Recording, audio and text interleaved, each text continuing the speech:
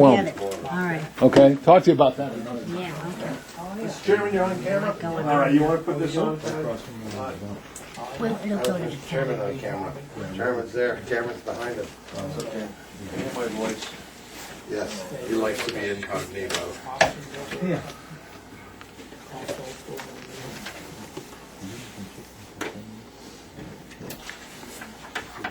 Maybe right body. Don't matter. Here, you want to sit here and see if we get a better view? That's right. Anything's better than looking at the body. Yeah, that's right. Well, I'll get a prompt from the town planner. Oh, we need you folks to sign in, please, if you pass that around. Okay, I'd like to call the special meeting of the town Arundel Planning Board meeting to order. Start with roll call. Bob Coon. Jamie Lowy. John McKendron. Marty Kane. Roger Moran. Ted Redway Planner. And Ann Okay. is sick tonight, so she won't be here. Okay. The focus of tonight's meeting is rezoning of downtown business district, and I think we want to concentrate on DB2. Mr. Chairman, we got a couple of things on here prior to. We got public comment up front. Oh, public comment. When did you send out the agenda? Last week. Okay. Oh, really? Okay, we got public comment, downtown business district and townhouse corner district and gateway district. Tad and I sort of made a commitment to Tad made it more than I did, to the town manager that we'd get this done in a timely fashion, and possibly get downtown business district 2 done this evening if possible, if we stay focused. Any comments, Mr. Planner? Las Vegas is taking book on this one. No, And what's the odds? not good. No, I think there's a lot of things we can go over tonight. I'm not sure we're gonna get everything done, but I think we have a lot of issues that we do have to get done. Yeah. So, first is public comment. We have a couple of folks who want to speak before that. And the public comment deals only with issues that we're not covering tonight. Oh. Yeah. It's not public comment on anything. It's only on something that's not on, anything that's not on the agenda tonight that somebody wants to bring up. And I think that's something the selectmen have been doing, and it actually works pretty well. And they kind of asked us to start following that same procedure. So it's anybody who has a comment about something that is not related to something that's an agenda item tonight, and it's limited the amount of time we spend. Okay. We have people from the public here. Anybody have any comments like to make? Yep. It's your name. That's Mark your Bennett. Thing to get Yeah. everybody's. Marsh Gravel Farm, Yeah. 475 Mount Arundel. Okay. I've got a farm down there, and I put up a sign that didn't meet the standards, I guess, and I went through all the hoops. That land has been farmed since the 1800s. I own over 150 acres of land that is all in farming. I've actually, with tax assessor, put a lot of the property into farmland, so it can't be developed in good faith of the town. I also manage another 200 acres of lands on both sides of me that I'm trying to purchase. One of them I did purchase, and I'm just trying to, you guys, the Chesapeake people up here coming up and telling us how we should live and what we should do for stuff, and they said agriculture was pretty good for us. That's what I'm doing down there. I'm trying to create a business district. I am the business district down there as far as I'm concerned. I'm trying to make a living. I put the sign up that I should have come to you guys first, and I didn't. It was 3 feet over, and since I put that sign up, my sales have increased tremendously for hay, forage, beef, lamb, and everything else. People come in, take their pictures of it, they love it, and I'm just trying to make sure that I can stay there and not put all the time that I have been with town permits to build all these barns, lean-tos, and cattle housings, and sheep housings, and then be told that I can't try to make a living there. It's pretty much what I want to say. Okay. In a nutshell. Brad, you got any comments to that? Yeah, and that's something that I think that there's 2 things here. Number one is the signage ordinance was something we were going to try to take a look at. I mean, we're doing it as part of our DB1 and DB2. But Yeah, that's gonna have to deal with the signage, and it's also the bigger issue of how to deal with, especially farms, existing farms in what are designated as residential districts. And the issue that Mark's got, and frankly, sorry Pam, but Pam's got, Glad I'm here. All right. is they have farms with livestock in high-density residential areas. Actually, Pam's in a higher-density residential area than Mark does. And that could have some real limitations on their ability to farm because of the uses that are permitted in those districts. And the issue, I think, is going to have to be examining. I know, I've talked to well, I should say, actually, the comp plan committee chair has talked to me about this. And we have discussed the need to take a secondary look at the issue of other uses permitted in the residential districts, especially things like existing farms, that right now some of our residential districts can put out of business. And I'm not sure that's exactly the direction we want to go. Are not existing uses permitted and what shall continue to be permitted? It's only when a change of use occurs that they have to then conform to. The problem is what constitutes expansion. For instance, Mark's taking forest and converting it to pasture land. That's technically, Changing use. it's a change of use, you know? Stuff like Historically that. speaking, if I can interrupt, that goes back to the 1800s. Yeah. Yeah. And you're not alone. I mean, No. Pam's got. And I can't see smoke coming out of anybody's chimneys from me. I'm in the middle of everything. And I got enough pasture. I work with the NRCS. My soil tests have been taken. My manure spreading rates on the acreage has been all appropriated, so there's no foul play. I file farm. My trucks have farm plates on it. And to not have that sign where I can make money, make a living, is hurting me tremendously. My sales picked up almost 25% when that sign went up. But people says, oh, we stopped by with the children and looked at the cattle, but we didn't know that you had anything going here that we could buy. So if you're going now for business districts, I'm not a business, but yet I'm a farm, and I do need help from the town. Okay. Is he in the R1? Yeah, he's in the R2, actually. R2? He's in the R2. Pam's in the R1. Yeah, I was going to say that should apply to every. No, I know where you, It should apply to. I believe I know where you're talking about. The problem is that signage for farms is the same as it is for home occupation. It's 4 square feet.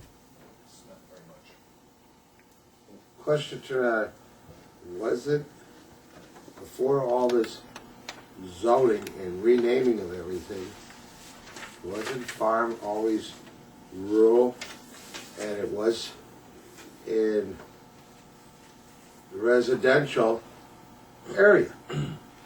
Because Arundel was all, at one time, rural, residential, farm area. Yeah. I'm not arguing that, Marty. No, I'm just saying Planning is- board changed this, planning board changed in 2005. That's when we changed the ordinance, and we made the high-intensity districts, the high-intensity residential districts, which was something the state wanted to do. Because that was in, with relation to the comprehensive plan. Which was also following what the state mandates for comprehensive. We're all plans. learning, Martin. And that's where everything started, it gets screwed up. Yeah, you can't. Well, you can't get everything every time, but once it's brought to your attention, you can look at it. So would we address this under our ordinances in R1 and In our R2? R1 and R2. I think the issue of allowing farms to continue as not non-conforming uses, because they would be right now.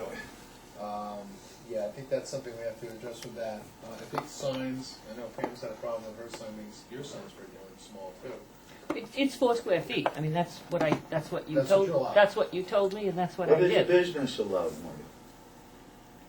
4 square Well, what, foot. at what point in time?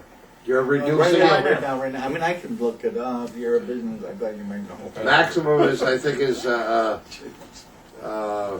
square feet. Yeah, I was going to say it's huge. It's huge. Yeah. Well, but, there's a big disparity. So, So, my yeah. point being, there's a disparity where there's potential sales of business versus typical business. So all should be reviewed. Visibility. Mr. Chair, I'd submit that we should Yeah. put both the signage and review of existing agricultural forestry operations on our review for R1. Yeah, R2, well, for all residential. Yeah, all See, it ought residential. to, it ought to apply across the Right. board. With the signage revisions that we have proposed so far, doesn't that include agricultural? No, he's saying No, no. doesn't. No. It does not? The only No. place where it could would I be, thought it was we could go like, back to something that's near and dear to all your hearts, and that would be going back to farm retail. no, but why is agricultural excluded from signs? I thought the I sign. thought it was think too, it's but based on- apparently Is not. it based on zoning district? Well, quote unquote, because it's not in Route 1. So It's because it's, district- the zoning is, the size of signage is based on the zoning district, Yeah, that's so it's in an R1. It's not based on the district, use, it's so based on limited the district. size. So is your 111. Yeah, so. Turn on perfect example, Affinity Bank. If I come up, one final point, on my road that I live on in the R1 district, there's 3 other signs on that road that are as large or larger than mine. And the only reason that mine got taken down is because somebody complained to the town. I don't want anybody else, I'm not gonna, anybody's in trouble, but somebody complained, so they had to take it down. If they didn't complain, my sign with Yogi, my biggest bull, the date of birth and everything, would still be up. But somebody complained that didn't like what I was doing down as a farm. That's the only reason Jim Nagel said that came down. But there's other signs in my district that exceed that limitation. And again, I don't want their signs taken down. I'm not talking about that at all. How big was your sign? I'm not sure, but I think it exceeded about 11 square feet. Probably 2 by 3. Go ahead, something like go that. it was less than 15 square feet. I believe so. Yeah. It wasn't as big as a sheet of plywood. It was half a sheet, half a sheet. Probably, yeah, there was a Yogi was on the top, and then what I tried to sell to make a living, to pay my taxes, and the town was underneath it, what I sold. Yeah. And so in maybe a foot by 3 feet hanging down. Yeah, well, I'm just saying. Rough, well, I don't want You're. I was just getting a relative. Yeah, It's about 2 by 3. well, Oh, we 2 go by with 3 is 6. a sheet of plywood, 4 by 4 by 8. Yeah. It's But it 32. would be outside the limits of the zone. That's okay. So, Mr. Yeah, I got Chair, it down as a review for R1 R2 and signage. I paid my taxes this year, but I had to go down to 2 meals a day from 3. You don't look like you're missing much, like me. Thank But I only eat one. Bullshit. I eat one. Okay, thank you. Good night, guys. From 8 in the morning to 5 at night. No, one meal a day. Okay, Other town. anybody else? Not in. Public have something? Sam Leach, I'm over on Route 1, across from Weirs, down here on Sam's Sam Road. Road, yeah. And I was just trying to find out some information on how my area was affected with the new changes. We're gonna be doing that next, Sam, that's an agenda item. Okay, Okay. very good, thank That's you. coming up, that's next, absolutely next. Come on in. Come on in, have a seat. Anyone else? Are there others Questions there? about DB2? Okay, you're on DB2, okay. You got another chair by chance? Grab one out, One here. Yeah, you can join me. She can sit out, she's on the planning board and someplace else, so she can sit right up there. There you go. That's a comfy one. Yeah, that's the kind Are you in North Berwick? Yes, I am. Correct, that's one the other night. There with Pratt Whitney. Oh, okay, yeah. All right, let's get. When you said that, If there's no other comments from the public, I'd like to get on to downtown business district. And Tad, you handed out some handouts. Yep. You might want to, Maureen, could you hand those out to us? I made some extra. folks need copies. I have older copies, but are those the revised copies? Yeah, well, you got those last night. I have them emailed, I'm but trying to put them together. Yeah, it's the same as what you got. Well, actually, it's there the- were a few changes. You want another? Mine. Couple changes. Yeah, I haven't printed it. Keep going, Marty. Mine. There you go. Mine. And we didn't sign Here, I got them right here. I got your pair. I got you a pair. Thank you, sir. Anybody else? it. There are DB1. Yeah. No, it's only DB2. It's only DB2, okay. DB1's Well, you got Townhouse Corner District, but I don't think we'll get to that tonight. It's on the agenda. You're ambitious. I'm gonna be vicious. Yeah, this is. I don't know. Here, You said no. Now I'm gonna be vicious. something else to scribble on. Cozy. All right, let's get going. We got a lot of stuff to do. First of all, thank you for several planning board members who were at the workshop on Tuesday. Thank you for coming. You'll notice that that was a very good process. We did a lot of work. We heard a lot of things from the neighbors. We didn't get as many as we wanted. We did successive mailings. We did one by letter and one by postcard. And that was handled by the comp planning committee. The intent, if you recall, was the comp planning committee basically approved all the language for the changes for the DB1, DB2, Gateway, and they do want a separate Gateway district. Gateway district, which is up near Champaign, so that's the entrance gateway from Biddeford, if you recall. The townhouse corner, and essentially what they're calling the Alfred Road M5 district, which is along Route 111. They feel that they need a lot more work on the Route 1 or the Route 111 corridor, and there's still a lot of contention on that. So that they're not going to take that to town meeting this year. They're just not going to have that thing resolved in time. And of course, our issue is trying to get this stuff to town meeting. And as I probably told the board before, we're going to have this strange Frankenstein hybrid of the old ordinance format and the new ordinance format in the same document. Should be real interesting. Yeah, talking about cognitive dissonance.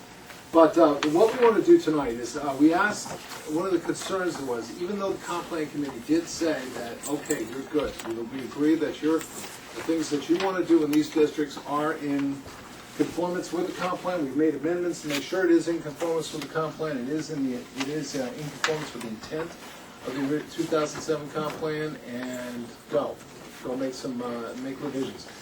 You'll notice they made it. Their language was extremely vague and left a lot up to the planning board to make final decisions in meeting their requirements. I think the biggest thing, though, they were most concerned about, especially in the DB2 district, was since DB2 involved an expansion into residential districts, in some cases a sizable expansion into residential districts, especially on the east side of Route 1. They were concerned that the residential property owners were going to be blindsided by this, or would be adversely affected by this, and they wanted to get their impressions on what that would mean. So I guess the real concern was they wanted to hear from the property owners whether or not this would be an impact, whether this would be perceived as a benefit or perceived as an impact. And since the planning board's intent is to limit residential subdivision, and frankly so is the comp plans committee's intent to limit residential subdivision in this area, they wanted to get input from the property owners who might have plans for their properties. Now, we've gotten so far, I've heard from about a third of the 30 property owners who are affected by this. There's some key property owners we have not heard from. We've had one person that is going to come out of the district because there's a key position right down here. Mainly because all of that land is under conservation easement to the Kennebunk Land Trust and can never be built upon. So that's out. It's right across from it's that beautiful big open field that's right across from the Arundel Playhouse. Yeah, but isn't that, now correct me if I'm wrong on that one, okay? The house property's for sale, but it's turned out it's only 1 acre, which follows into the 1,000-foot zone. You can't put commercial in it, it can't be developed.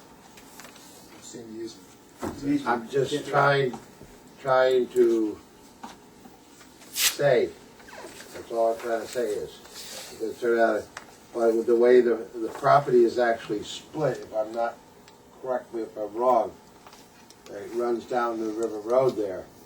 I didn't think the whole property was in conservation. I thought it was just the section across from Arundel Playhouse, which was bordering the 1,000-foot business zone that is presently there. Well, I'll check into that, Marty. They were gonna bring that to our, he was gonna bring that easement in, so I would have that to get to you. I haven't received it from him. I'm just saying it because But the key point of this would be, of course, that's the key portion right there at the crossroads, obviously. You've got a crossroads piece of property there, that's a vital and strategic location. And across from the Playhouse, of course, it's a very vital location. And that part, he assured me, is in fact in conservation easement. And that cannot, this corner cannot be built on. So, but, you know, I'll get verification on that when he brings the easement. He wanted to bring it in, but he didn't have it. Right. So that one's out. This, at the first public hearing that we had, or the first workshop we had, the owners of this property asked to go in. They were notified because they were, in proximity. Well, not all butters were notified, but they were in a kind of a situation where they're landlocked. They can't get in. No matter what happens in this district, it's gonna impact them. So, because they're gonna have to get access through here somehow, and they wanted to be into the DB1 district. I've not heard from, these folks. I have heard from the Drews, but I don't have a final decision from the Drews. Oh, I have more questions. They have more questions before they commit on that. I have heard from the Stricklands. I've heard from a number of other parties. I've heard from Bentley, but a lot of folks I have not heard from. Ed, what about Sam's here, and yeah, I'm sure he'll tell us what he thinks. Yes. What about that Eldridge parcel right there, that sort of an L-shaped next to Drew? Haven't heard anything from them. They were sent a letter too. And I heard, as you can see by the hatching, That's what made me. it's one of those. Well, it's in a residential subdivision, and the access to this lot is from the residential subdivision. However, if the Drews were to go in and if you were to combine some of these parcels, if they were to be combined, obviously they would be in a great position to use that land. Based on her comments the other night, my thought was, especially if this piece goes in, you know, that point straight across Right. stays green, and I know it's splitting the parcel, but if they had a desire for residential, you could leave them a piece back behind it. Yeah, and you mean the Drews right here? Right. Yeah. Just come Of course you straight can. across. Of course you can. Or Well, I mean, else, that's or else we consistent. could come up with a policy for residential sharing a business. We're gonna as have well. to anyway. Right. Well, I mean, that's consistent with what we've done across some of these spots. Yeah, it We're is gonna have to come up with that anyway. Yeah, we are gonna have to come up with Did you get anything from Fred's? that. Yeah, I got something from Fritz, but Fritz isn't in the district. The only thing that Fritz is in is this part right here. Here, he's in the BI district. This is his land right here. In fact, that's and then, Ellen, there you are. Your property's up here, and you're out of that district too. It's just that section right there. So what district is Mr. Fritz in? His store is in the BI district. But what was he in presently? He is in the That's- CCS district. BI district gives him much more potential to do something about it. Can I speak? I got a letter, I don't know if you want me to give to the board, but, you know, that he emailed you. Okay. I can give it to the board if you like, and then he sent it over. He's adamant that his business stays in the district that he is now, which there is a contiguous, you know, piece of land that ties that 10-acre parcel to the 7-acre. So he definitely would like, you know, not to change the zoning at all. He doesn't want to be in the DB1 or the DB2. Well, you're gonna have to pick one, flip a coin. because Yeah, that- well, I'm those are just those are stating, you know, districts. he'll be back Right. mid-April, but Okay. I spoke with him on the phone before I came, and he's adamant that he wants to stay, you know, in the high commercial, that HC1, I think it is, or something like that. No, he's not in HC1, he's in the CCS. HC You guys can discuss that, yeah, but, I told him I would make, you know, Okay, that noted for him. okay, thank you. Yeah, so I have heard from some folks, which is great. We've heard from a number of folks. I have one Ms. other. Ms. Whitten is here. She had a lot of comments to make about that last night, and is of course concerned about how this works with it. And I think everybody, and maybe I'm speaking out of turn, but I think all the property owners that we've heard from are especially concerned about, what they can do with that residential, what are the residential potential of the district.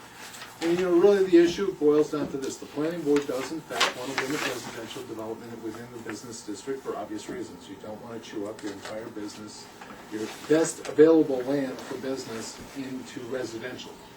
At the same time, people don't have the same timelines that this kind of development is going to take. This timeline is going to take 10, 20 years to develop this out. Just about the same, probably a little more time than it took Kennebunk to do their Route 1 from the center to the Arundel border. So it's going to take time, and some people's schedules and what they want to do with their land is not necessarily in sync with that time. So the issue is really before the planning board is going to be how much flexibility, what residential concessions are we willing to make, and what how should we deal with this issue, as well as finding out whether people even want to be in this expanded district. One of the things that we've touted on this expanded district is that certainly it gives a lot more opportunity for these properties to be developed in a more intensive fashion, and certainly in a fashion that might lead to better return on investment. And then in some cases, but the timeline might be longer on that. So that's one of the issues that's really business decision on their parts. And then in some cases, like the comp plan committee was concerned, some people have great affection for their land, and they want that land to be something that they can divide and give to their kids and use it as a residential purpose. So we have a whole bunch of whirling motivations that people have for their properties. We've had some property owners that say, wow, this is great. This gives me opportunities I've never had before. And we've heard from a lot of them. And you've seen even a couple of them wonder if they should change their business plan to take advantage of this. But I think right now the biggest issue is the concern the planning board had and the concern the comp plan committee had was, what about residential? What about, how do we balance the desire, if there is a strong desire for residential, with the need to keep as much land as possible open for business development? How do we mix the two?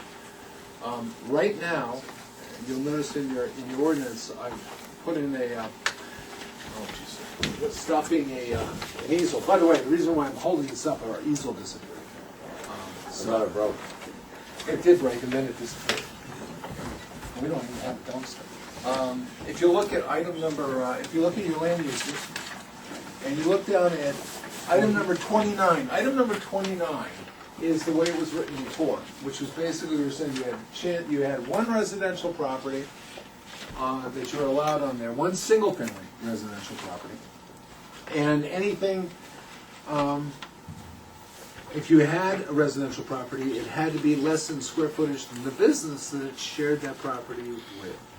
In other words, it was sort of the model that we had for the contractor storage yard of the resident and the business on the same site, with it, and in two separate buildings. Whereas the other model that you had out front, which was the folks living over the business. The issue with that, of course, is that it requires a business. The planning board wanted a safety valve. Excuse me, the planning board. The comp plan committee basically is. I think it was both. It was both groups, yeah. Both groups agreed to a safety valve. The safety valve was every property, and that's shown in 28, which is underlined, where every existing property at the time of, I put May 1st for the moment, at the time of adoption or at a specified time by this board,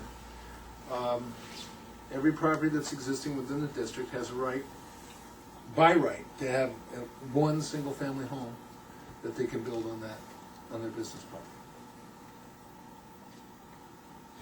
Now, the thing that's kind of interesting that's missing from this sort of thing is that and this goes back to a lot of round and around discussions we had on how do we deal with multifamily, how do we deal with other housing opportunities besides single family. And I think the planning board has said in the past we don't deal with single family only. When we discussed the issue of having PUDs out here with mixed use of residential and business, the planning board has voted that down 3 times, if you recall. So the issue is, we're looking only at single family, and we're only looking at 1 per lot at this particular time. Unless you want to come up with something else at this point. Question for you. Sure. Thought or anything else along that way. Turn out, at present, okay, our existing depth of the business district is roughly 1,000 square feet, 1,000 feet back. Yes. At one time or another, it was 12, could have been 1250, but they got limped down to 1,000. Okay, where, by what we have here, show and tell and everything else, where does that actually existing 1,000 feet run parallel to what we have now? When you reason I think the question, and I can I, Yeah. Marty? Yeah, for the properties that are in question, there's already 1,000 foot setback that is already commercial on their property. Right. So what is the overall impact of putting those properties into this versus leaving it into the 1,000? Is that what we're saying? That's, I haven't done that analysis, Mike, to be honest. I mean, I'm looking at, for the idea of, I would say just roughly it's like this. How about for the properties up top that you said that there was concern, timeline didn't fit, it sounded like maybe they want to do multiple family, 50 kids. Well, yeah, there's stuff. some, all right, I'll give you an example. Cynthia Hopkins here, I've gotten several communications from Cynthia on this. She just wants to get a property off, she just wants to sell it. Okay. And she says, and my best bet is going to be residential. So she wants to sell residential. And so a portion of her property, about that much of her property is in residential. And she's the one who did the mixed use concept years ago. And that is, well, turn on, Tad, to correct you wrong, please, on that, turn on, was the town. Because that was where the quote-unquote, the village center was gonna be. And that was where we had 1,000 feet setback to turn on to keep everything in the business district. And then from there, it was gonna be residential. right. Well, the key thing there is that there is, what they had was a mixture. They had a mixed use, they mixed them up in the plan. And as it would be now, she would have to confine her residential to the back portion there, unless she wanted to do the whole thing residential, which frankly, in the zoning right now, she can. You do the whole thing residential. That's why I was asking for about the 1,000 foot. Yeah. If she wanted to do business up front, it's about here. And if she wanted to do the whole thing residential, she could do the whole thing residential. So you could take that corner piece and make it all residential. And I think that's what the planning board was concerned about, taking a key piece like that and turning it into residential is not meeting some of the goals that you want. Also considering that we have 23 square miles here in the town, and we have a small area that's really halfway decent for business, for commercial development.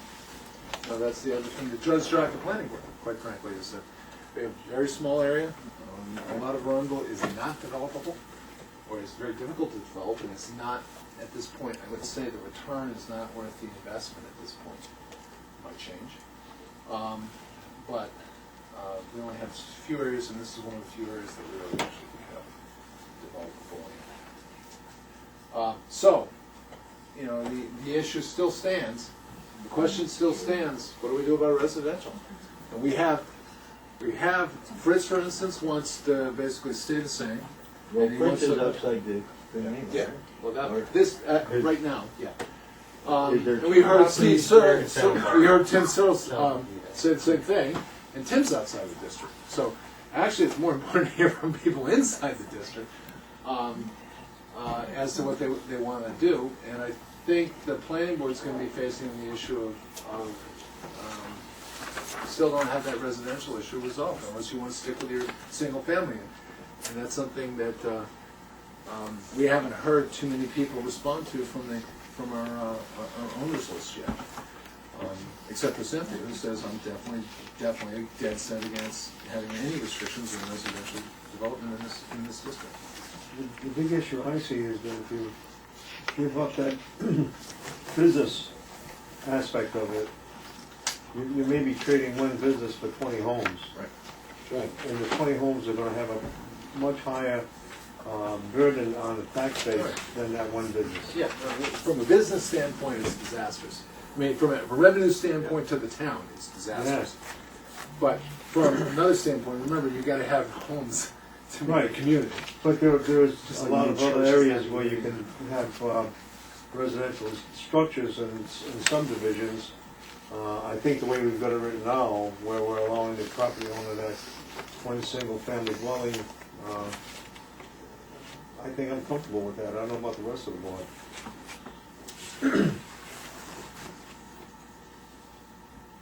The whole focus of doing this business district was to increase our business tax base. Yep. To lessen the burden on the property owners. Yep. I guess where I'm a little confused, earlier you said that that whole property would be able to be developed residential.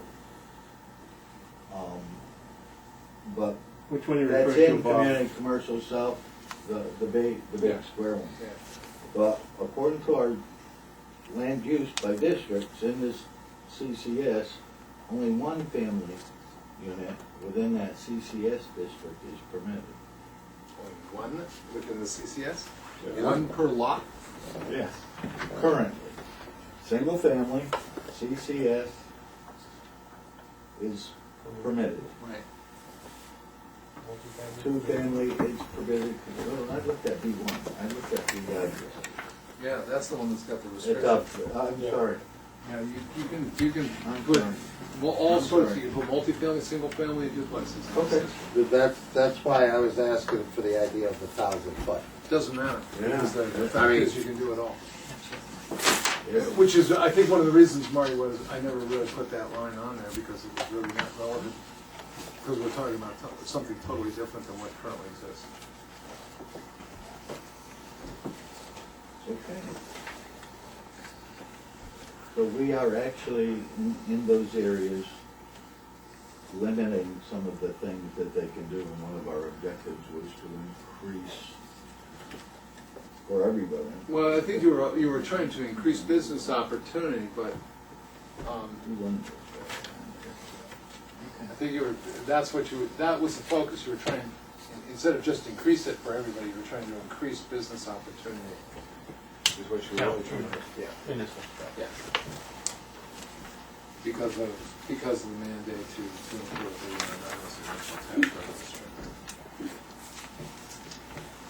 So the real issue is, you know, one unit. I mean, you can ask the property owners about how they feel about that. I mean, we haven't gotten away from this on that, because I think they're still contemplating what's the advantage, what's the disadvantage. Ted, for those folks that are, potentially in negotiation, for lack of a better word, with somebody to do a residential development in this stretch, is there a way to, if this plan right up in front of us were to be approved in June, would there be a way that we could incorporate some language in the zones that would, provide a 1-2 year window for those people to complete their project? And when I say complete, I mean, it may not have even gone to the town yet.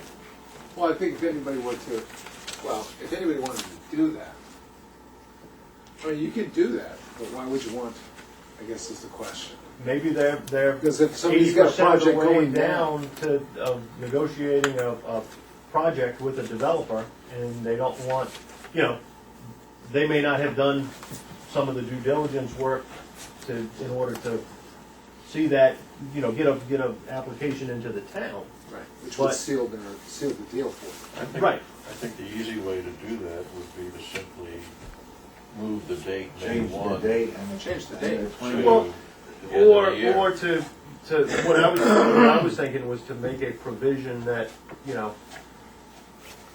a subdivision would be allowed up to a certain date. Well, yeah, And at that point, if we change that to, like, say, December 31st. oh, I got you, in 29, Right, right. so that gives people the option even after it's been approved, if they really feel Once it strongly starts about to- doing that. Yeah, just gotta start the process, once it's started the process. Yeah. It's a start process. I mean, in actuality. Right, but even someone who thinks that potentially they might want residential, it gives them the opportunity to Right. break it up into lots before this Yep. goes into effect. Does that basically subvert the intent of the ordinance to do that? Well, I think, Because you can do it beforehand, if you're doing family division, Are you start trying to today. force things on people? Well, that's kind of what zoning is, John. Well, It I is kind think of we're what trying to zoning is. avoid that. well, I think in fairness between the two boys here, Actually, I think, yeah, I don't think there is. I do believe that it doesn't subvert the ordinance. We've already requested and received two people that wanna come in, one that wants to go out, one that has to go out because it's all in conservation. This happens to be another one that would like to look at all of the options and have a little bit more by extending the date and be it 1 year, 2 year, 3 year. That's a small little piece of, I mean, it's a fairly big piece of the map, but it's one person. We're talking about families.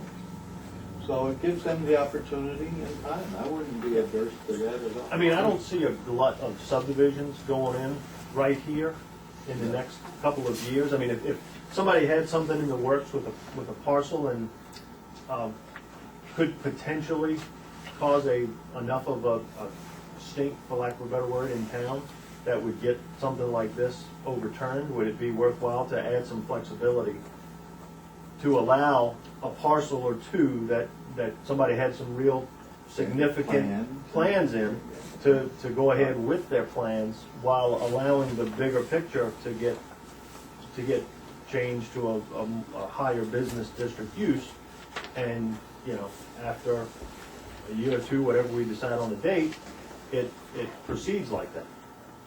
And those You can people do it. have had 2 years to, you know, I'd say 2 years, have had that period of time to transition their plans to the new zone. Well, along that thought, possibly, and so it doesn't ruin the idea of depth of the business zone. Come back with your 1,000 foot. Nothing will be done per se, a massive residential within the 1,000 foot of. I think we're only looking at the DD two here. DD2, We're not yeah. looking at the DD one, we're looking at the DD two. I'm looking at the idea of the Hopkins.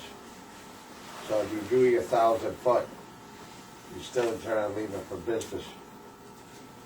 You're talking about to not allow any residential within 1,000 feet, but to open it up I mean, outside of that. For a subdivision, okay? Well, Now you're getting away from what we're talking Yeah. about. No, what I'm trying to say is, okay, if, the fact is, if you still can leave so you have your business district, so you don't have, per se, quote unquote, residences popping right on Route 1. Okay?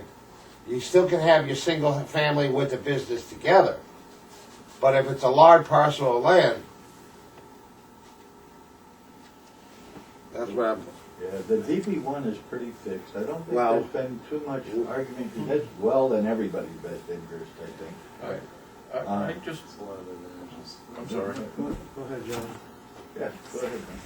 Okay, I'm just of the mind that we ought to let people make their own calculations. Whether, you know, I don't need to have them in the midst of a negotiation or have Yeah, a me either. subdivision plan. Give them some time to. Show them this is what we have planned, and set a drop dead date, if you will, be it December 31st or some other date, and say, okay, you make your own calculation. If you think this is gonna be good for your business, fine. If you think you would like to divide it into lots so that you have potential for residential, fine, do it before the deadline.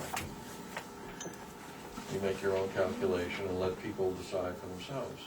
I mean, that's what a community is. People do make their own decisions and in the end work together. We don't force people into doing things that they don't wanna do.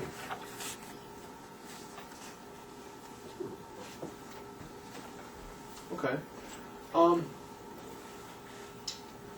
guess, my question would be, do you wanna limit that to single-family homes? Or do you want a large multifamily apartment complex? You talking to me personally? Or I mean, the board, not to you personally. I say single family. Yeah, I agree with you. Do we still wanna not have anything else but single-family homes in the DB2 district?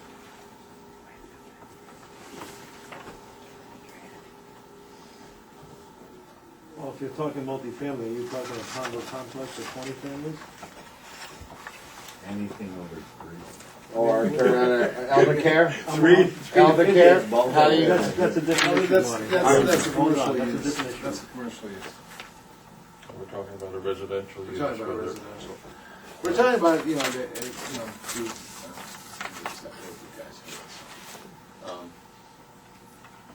you know, mixture, because the comp plan committee was really big on mixed use, remember that?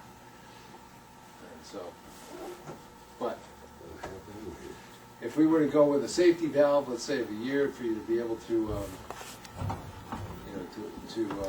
that the prohibition on residential after 1 year, we could do that, and then we'd still keep the provision of 1 per lot. Or either that, or else just make that the only thing right there. Yeah, and Because I'm concerned that- I would tie that, you know, to give some time, just that kind of thing, to include that. Just do it 1 year from the date that this goes to Right. town. You know, just. Or can you do it by get acre? time We'll out do there it, for 'em. you know, do it June 30th of whatever year. Yeah. June 11th. Yeah, and I'm not adverse to too. Yeah, right. You know, but Just put a make sure time there's frame to enough it. time. Right, just put a date in it, and Is there a limit you wanna put on? What, time of dwelling? No, numbers. Cause you can build one lot, you can build one nice house in that. No, I'm saying 45 somebody- acres. Right Somebody now, wants to somebody do a could come in and subdivision. do a subdivision. right. That's the point. No, I would. Somebody I would could have come it- in and let's say, well, Well, on that this aspect, will be Bentley Heartburn, but let's say Bentley decides he wants to do a residential subdivision out there. And he decides he's gonna put in 40 lots. Okay. He does 40 lots in there. Is that really what we want? Is that what you want?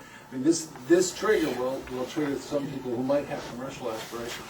Highly unlikely, but it might happen.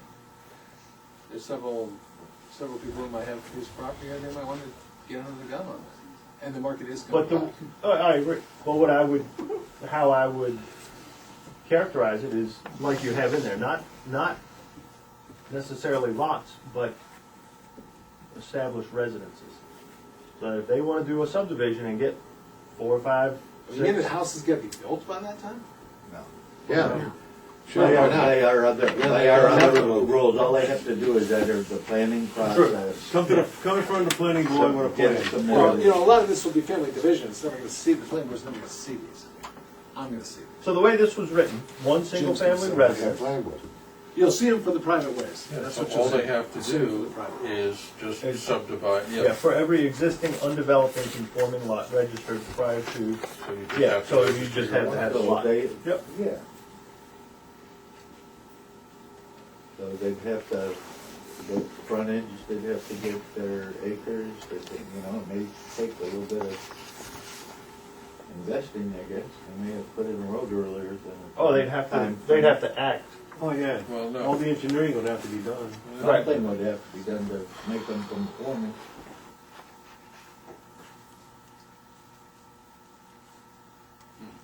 right?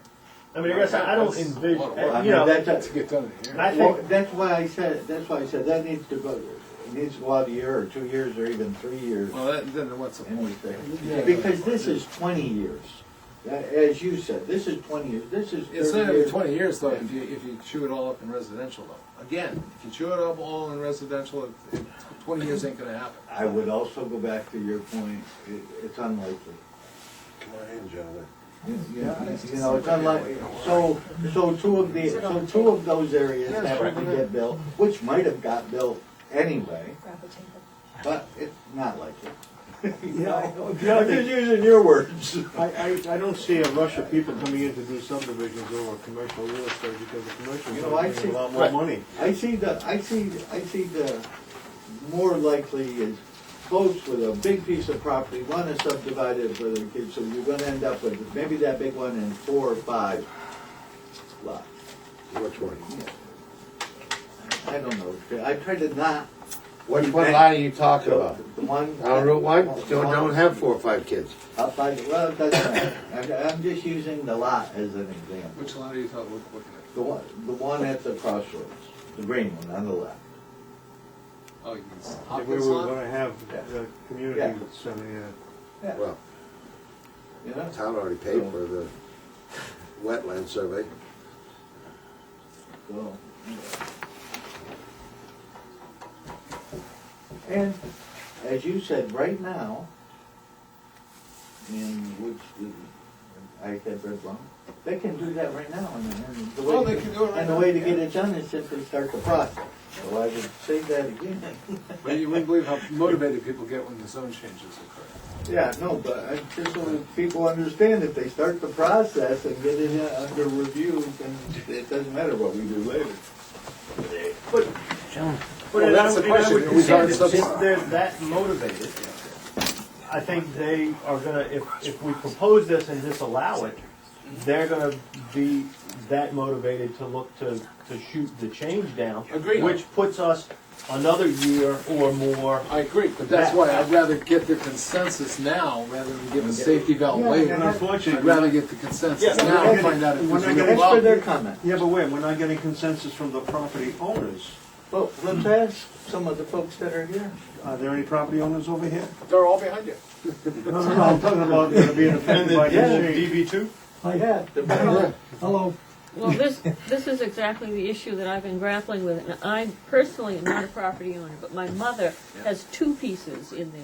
You're a representative. So, yes, my mother was at the meeting on Tuesday, Right. I was at the previous ones, this is my 3rd go-round, but this is exactly the issue that I'm contemplating, whether to go to other family members and explain to them what's being discussed and say, my mother's 84, she's not gonna do a subdivision, but somebody else may have had that thought. I don't know what's in the head of all of my siblings, I don't know. I don't know who's had their eye on what. So, I'm grappling with what do I tell them? Do I tell them anything? I'm an Arundel resident. The rest of them are not. Right. Yes, You get a residential. vote. There you go. Yes, residential subdivision may have been on someone's mind for that 22-acre parcel. Right, here. Right. Don't know when in the future, certainly not by May 1st of 2014 was it going to happen. Not probably And do in you have access for your the- Phillips? down Pinecrest Yeah. Acres, yes. That was a right-of-way for years, we just drove across the field, but now somebody actually made a nice road for us. That's very nice. But some of my questions, this was the issue that I was going to ask, and some of the other questions were that Pinecrest Acres is a private road. I don't think it's built to town standards to be a town road. But what I also don't know is, what are there restrictions on that road that would limit subdividing that 22 acres anyway? I mean, is there a limit to how many houses that could have been on there? Because there are already 2 or 3 houses on that road. Would those be the same restrictions to use that for commercial purposes? So trying to weigh one with the other, is it better to have it be commercial? I don't know. This is way out of my comfort zone of analytical contemplation. That's a tough one. The road is not, the road is gonna be an issue no matter what. If you have multiple units of anything, that road's gonna have to be upgraded. I think you have a wide enough right of way there. I'm not sure, just by looking at it, it looks like it's a 50-foot right of way, but I don't know. You'd have to do that investigation. The first thing you wanna check and see is if it is a 50-foot right of way. Because that's gonna be critical for whether it's commercial or residential, because that's required. And if you wanna do, you have 3 lots out there, you wanna do 8 or more, you're gonna have to build a road that's essentially a town road. Something that meets town standard for 8 roads, 8 lots. It doesn't have to be a town road.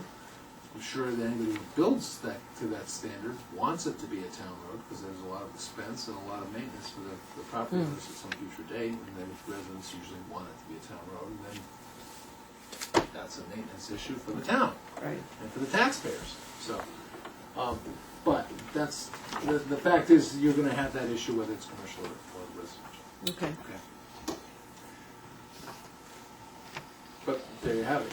A lot of people have, and that's one of the things about this land, and you bring it up, Hanny, because we're opening up, we're changing land that's long been dormant. Nobody's thought, oh geez, I'm never gonna be able to build a road this far in here and get a residential subdivision. I don't wanna build, 2,000, 3,000 feet of road, or 500 feet of road, or whatever. Be in that back portion there, it's just too much effort, there's too many things in the way. So everybody hasn't really thought much about those properties.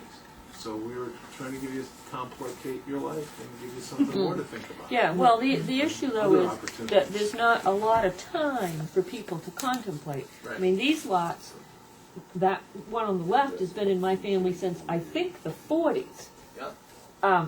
The one behind it, which is white, which is not in DB2, that Yeah, isn't, this that one is, right here? yes, that is also a family member.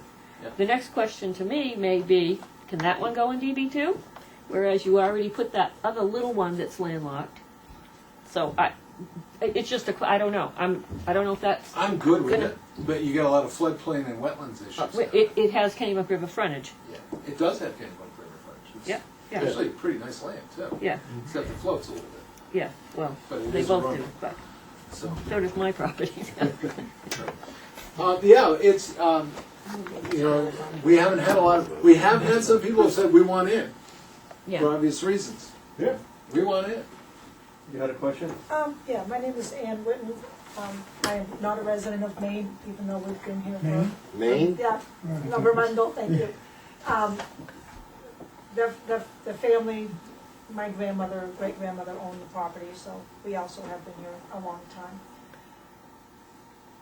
If you take the path that's Rendell's been, I sat there and went all the way to Fritz's, all the way down to the river. It's always been residential. It's, that whole area has been residential. Then when the business part came of it, Fritz's house belonged to the Bucklands, and it was residential, and they put in a business. You go down a little bit down there where the Perils were, the Yerkses were, then the Kings were, and they built that big house on the right there, coming from Biddeford, and that was residential, and then they sold it, and now it's business. The same goes for the Jordans, which is now an antique shop, and the Bacons, which is now an antique shop, and my lot, which was residential, and now is a foreign car garage. The corner there where the restaurant was, that was residential. They tore down all the beautiful trees, the junipers, and they put in that gas station restaurant. Across the street where the Antique Village used to be a beautiful house that sat there and a little restaurant, and they, so people are changing all the time. They're taking business and they're taking residential, and they're changing it up all the time. And so I agree with there's not a whole lot of people coming in for subdivisions, and there definitely is not a whole lot of people coming in for businesses. I've had that land up back. I can't ever remember anybody come knocking at my door and saying, hey, I want to put a business in your backyard. Can I buy it? My father was never, nobody. I mean, nobody has ever come and said that to me. Now, I could understand it if there was a lot of things happening and, and we wanted to kind of get the cat in the butt before it got out. So, and I understand your part about saying, you know, give people time, but that's not fair to, that's not fair to us who own it. That, I love what you've done, I've loved how you've made it more business in the back. I think that's a wonderful idea. But I believe that you should keep it mixed. I believe that you should be able to keep it a mixed and a business. Now, if you go down, you spoke about Kennebunk, you go down there where the Rite Aid, you know, you got the Rite Aid and the Hannafords, you've got the doctor's office right there. Well, what's right in the middle of that? You know, there's apartments in there. There's a whole area of apartments in there. They don't seem to mind, you know. So I think that this swath of land has been changed from Hector to Nuga to back to Hector again in the years that I've been here. So why can't you just leave it the way it is? Like I said, I really like what you've done. Do not exclude the residential. Give it another 3 years. Give it another 5 years. Look at it again as a planning board and say, okay, listen, we're starting to get a whole bunch of influx of people that want to buy businesses here. You know, that at least will give the people who own it, because as far as I know, most of us has owned all that land for years. I can't think of too many people who's not there anymore, you know. And let them know that what you're thinking, and tell them that in 5 years down the line, you're thinking about making it taking away the residential. But I don't see a bunch of businesses coming into town. It's all swamp and rock. Most of it is, so. Where are they gonna build? So why are you taking away? It always just seems, like I said the other night, every time you seem to give us something, you want to take it away. And I can understand the tax base. I've been doing this a long time, and I understand what you guys are talking about. But there isn't anything really coming here. Maybe with all this change, maybe we'll see a new light. But We are trying to jumpstart. that's my story, and I'm sticking to it. Well, it's a good story. We're trying to jumpstart. To be honest with you, one of the things we're trying to do is we recognize, we look back over the history of Arundel the last 20 years, or last 10 years even. There hasn't a lot of stuff hasn't happened. You can't. You know, There's so many restrictions, no business would come in here. Well, we've had businesses come in. Well, Maybe I not tell in you, your backyard land. Well, But we've Sam, had speak up, businesses. tell them the truth. the machine shop up there, he had to jump through ropes just to put a pole in the ground. I mean, every business you bring into this place, and I understand what this gentleman said about, you know, the businesses, the taxes are gonna help the residents. You put a business in there that's got 4 or 5 employees in there, they're gonna move to Arundel and build 3 or 4 houses with their 2.5 kids. You haven't gained anything. Well, I don't find that to be the case, to be honest. But that's what they're saying. That's what they're saying. If you leave it part residential, if the kids can move in, that's going to take it away. And I think that's the And- real concern that most residents have had, is that they're looking at RSU 21, we won't debate that issue, but they're looking at what the demands of that district are, and the needs of that district. And they say, wow, you know, there are our compatriots, our sister communities that are partners with us in that district, are in a lot better shape to be able to handle some wild swinging expenses that might be coming out of that district to meet the needs of that district. And so that simply, I think a lot of Arundel residents look and say, we've got a 17%, non-residential tax base. You know, that means that the residents are carrying the greatest burden. They look at Kennebunkport, in which basically you have the shoreline, not so much Dock Square, but the properties along the shore carrying a lot of that load. So that you look at their mill rate, it's considerably less than ours. And Kennebunk also has a very, very high amount of, relative to ours, non-residential tax base. They have the industrial parks, they have the downtown. So maybe you should be looking with the legislature and the state and talking to them about how the schools are subsidized instead of looking at. They're looking to cut those. So I would say right now that I'm not going to look to the state for anything except for EDI money, and that's about it, to build infrastructure. I'm not I wouldn't hang my hat on the stake. I'm not asking to hang your head on the stake, I'm just saying people on the street. Well, I think one of the things we want to do in Arundel is not be is try to be as independent as possible. This is the Republic of Arundel, and we have a rather independent spirit. And I think what the town's trying to do is see if we can jumpstart some interest in the town and get some good business interest. I know it's a small thing, but remember, guys, we did get labeled by Downey's Magazine this month as one of the 6 best places to live. To live. You were in 207 tonight. To live, not to Not build, to to do live. business. If you read that closely. Well, Yeah. Well, okay. You've gotta have a, by Well, what that Right. means is that means, You gotta have hey, both. this looks like it'd be a good place to live. It might be a good place to put a business in. That's how these things start. That's how revitalization of dead downtowns start. It starts with articles. It starts with little awards. It starts with people. Look at South Boston, for goodness sake. South Boston was a dump, and then look what happened to it when people started pioneering in there. It became a hot place. Places change. And sometimes places change based on what the town decides, what the municipality or the neighborhood decides to do in that area. And frankly speaking, you're not always have to be a victim of whatever circumstances are here. Yeah, we float in half the place. If we're not floating, we're going aground on a rock. But the point is that we do have assets. It's not all deficits. We have assets, we have position, we have location, we have connections, we have transportation connections that are great, and we have a lot of assets that other communities don't have.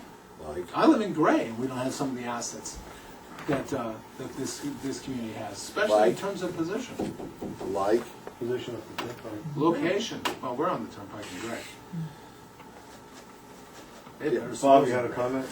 Yeah, just 2 comments, because I think we probably want to bring these down. I'm not sure what property was yours on this, but still is, There she was- still has it. there was, or I'm not sure which one it is. On the very top left one, that's got the little This one, dot out of right it, here. right there. That's it, right there. In the green? Yeah, and the green and well, the and the red. most of the red, It's mainly this little, Okay. this whole thing is Witten Brook. and that teapot portion. That Tea Party is part of yours too? Yeah. It's got a different name on it. Two though, things right? to, No. two things just to follow your comment. Thanks. One, when the board looked at this, I think we followed a lot of what you said. There had been absolutely no movement of any of that property for any of the property owners on either side.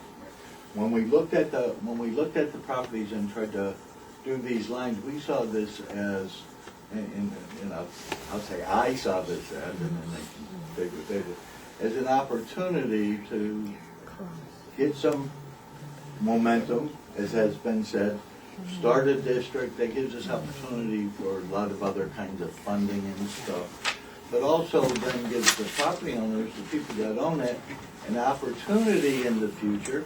Status quo, maybe there wouldn't be any movement at all in the future. So you had said it seems kind of unfair, and I'll bring that back to taking away the residential use, not so much allowing the commercial, because that's totally in your best interest, right?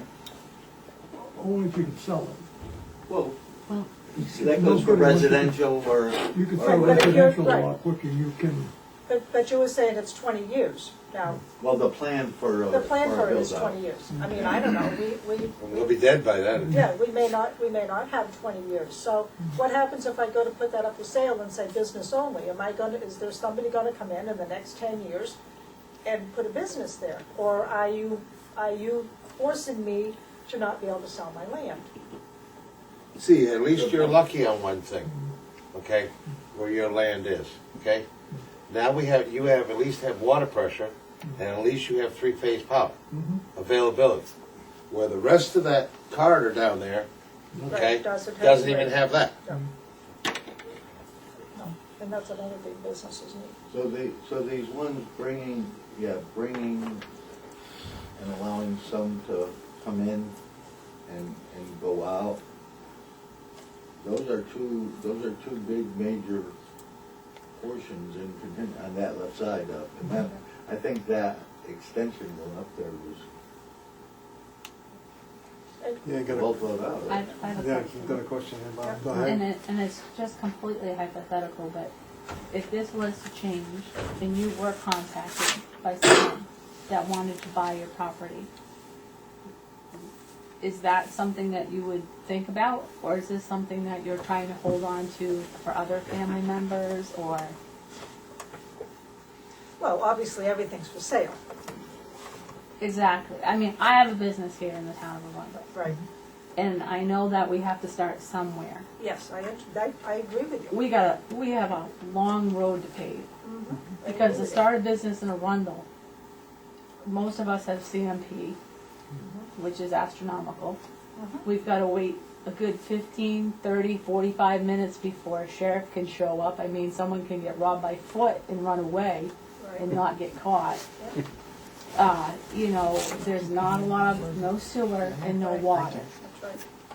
So to say that something instantly is going to happen here is not logical. That's right. But we have to set a future path. I for it to understand, develop, and that's what I'm yeah. saying, just leaving it the way that they have it, but why take away the residential immediately? If there's nothing gonna happen, why take it away immediately, when already in the town of Arundel, there have been residences where businesses wanted to come in, they got rid of the residents, or they built around it, and it's lived in harmony forever. I mean, for, the long time. And if I just may say this, I cannot think of anybody on my side of the road, from here to Fritz's, or possibly on either side of the road, that there's kids. But I guess my point is, you don't have anyone knocking on your door to build a residence there either. Exactly, but you could sell residency a lot faster than you can sell business with nobody coming in for business. There is people coming in for residence. We haven't subdivided, because if we subdivide, each one of those lots, the taxes go up per lot. So if you keep it as one piece. That's what I was asking, we're like, not- what the okay. intention was, So- yeah. So if if I see this happening, I'll go down the mall, we'll start a subdivision on it. Then what are you, I mean, either which way, I mean, we'll have to close the door on it somehow. Right, okay. So if we see this is gonna close up, I mean, we could start a subdivision if that's possible. And that way there, at least we'll be protected, whether we sell it as a subdivision or whether we sell it as commercial. And I think a lot of business may do that, because you're just closing the doors on one end of it. That was my question. Yeah, Thanks. I think, which way, so. But it's not fair that if you have the money to start a subdivision, you Exactly. can, and if you don't have the money, you can't. This That's not happens, fair. this happens a lot of times to the old farmers. They bought all these pieces of property, all this land for investment, way back before anything ever happened. And I'm not, planning board, whatever, they come in and they pick at it, to where now these people are so old, they haven't got the income to start a subdivision. Now they have to sell it to a developer who's gonna suck them dry, because, for individual, they can't develop it for individual lots. The next thing, they have to sell it as one huge piece because they can't afford it no more. And that's what happens to people. I'm a businessman. I'd love to have somebody come in, Walmart, to show up and stuff. They love rock.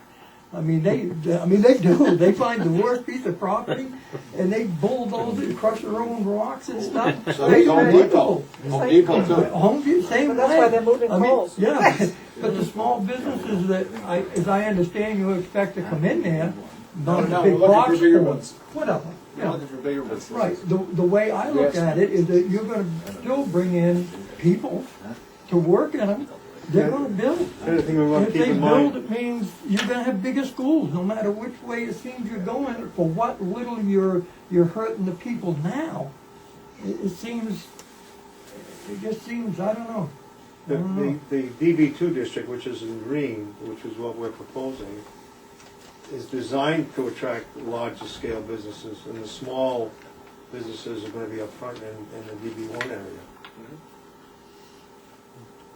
Right. But I guess my just request is, like you said, if you can give it a year, then why not just give it 5 years? and just come back in 5 years and say, okay, listen, businesses start coming in, let's,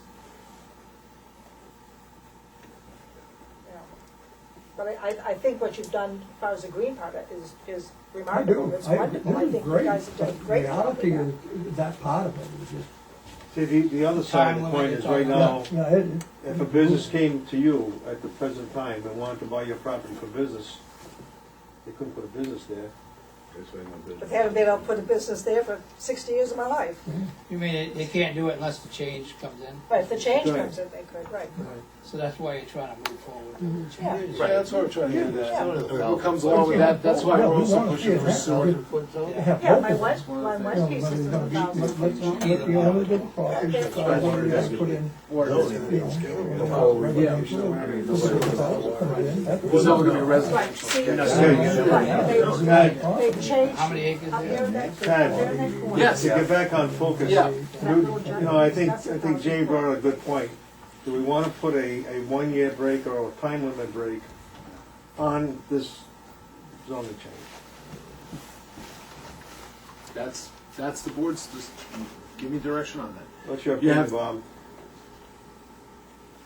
Well, I'm in favor of going out, and I'm almost in favor of going totally the other way, but then you're in this dual-edged sword, and you're kind of breaking the plan. So kind of going out 3 years, 4 years, I don't see a problem with a review. I mean, I think the comprehensive plan is only every 10 years, and then I don't think you can go over that. That's the other issue. What's the comprehensive plan advising us to do? It's advising, well, they've written it the way you wrote it. They basically said, yeah, no residential subdivisions. That's what they wrote. They said no residential subdivisions, people should be allowed to have one residence, per lot. Can I That's ask what what they the said. problem is, Tad, with putting the times on that? Does that hold back anything? Aren't you still I would able to rather do it a this? different way. I would rather do it that you plan your residential and your commercial together. Well, I know you'd rather do that, but you don't own the property. Well, no, but what I'm saying, from a zoning standpoint, yeah, I think that makes, that at least But I you mean, does can. that affect our tax base, or does that affect non-development or anything by having a 3-year or 5-year period on it? Well, I'll You tell can get sliders. What could happen is, if the planning board really wants to see this area of business, I mean, you could have key parcels that would develop up close, because everybody's gonna not put in a lot of road for a residential subdivision. You're gonna have key parcels that'll probably be, the front portion will be used for residential. If they decide, let's say we have subdivisions, like you say, well, I'm concerned about this, so I'm gonna get a subdivision in now. You'll basically will find that people will put in residential subdivisions, and they might be they're gonna be in the best land available, because that's what you're gonna have to do to put in residences, because we don't have sewer up here yet. So I would see a consumption of land that the board initially wanted to try to reserve for commercial purposes. And when I say I'd like to see a mixture, I'd like to see a carrot approach, saying, well, yeah, you can put residences over here, but keep this portion over here up front, or in the most advantageous place with greatest visibility or whatever for business purposes. Reserve that for business purposes. I think that's. So do we have a little bit of that In already? one case, let me just finish what Jen's saying. In one case, we're trying to guide that development. The other one, we're just letting it happen whatever way it wants to happen. And we come back and say, okay, now let's work with what's left. And I'm not sure that's exactly where we want to go. If it is where we want to go, then let's go home. In providing All in favor? in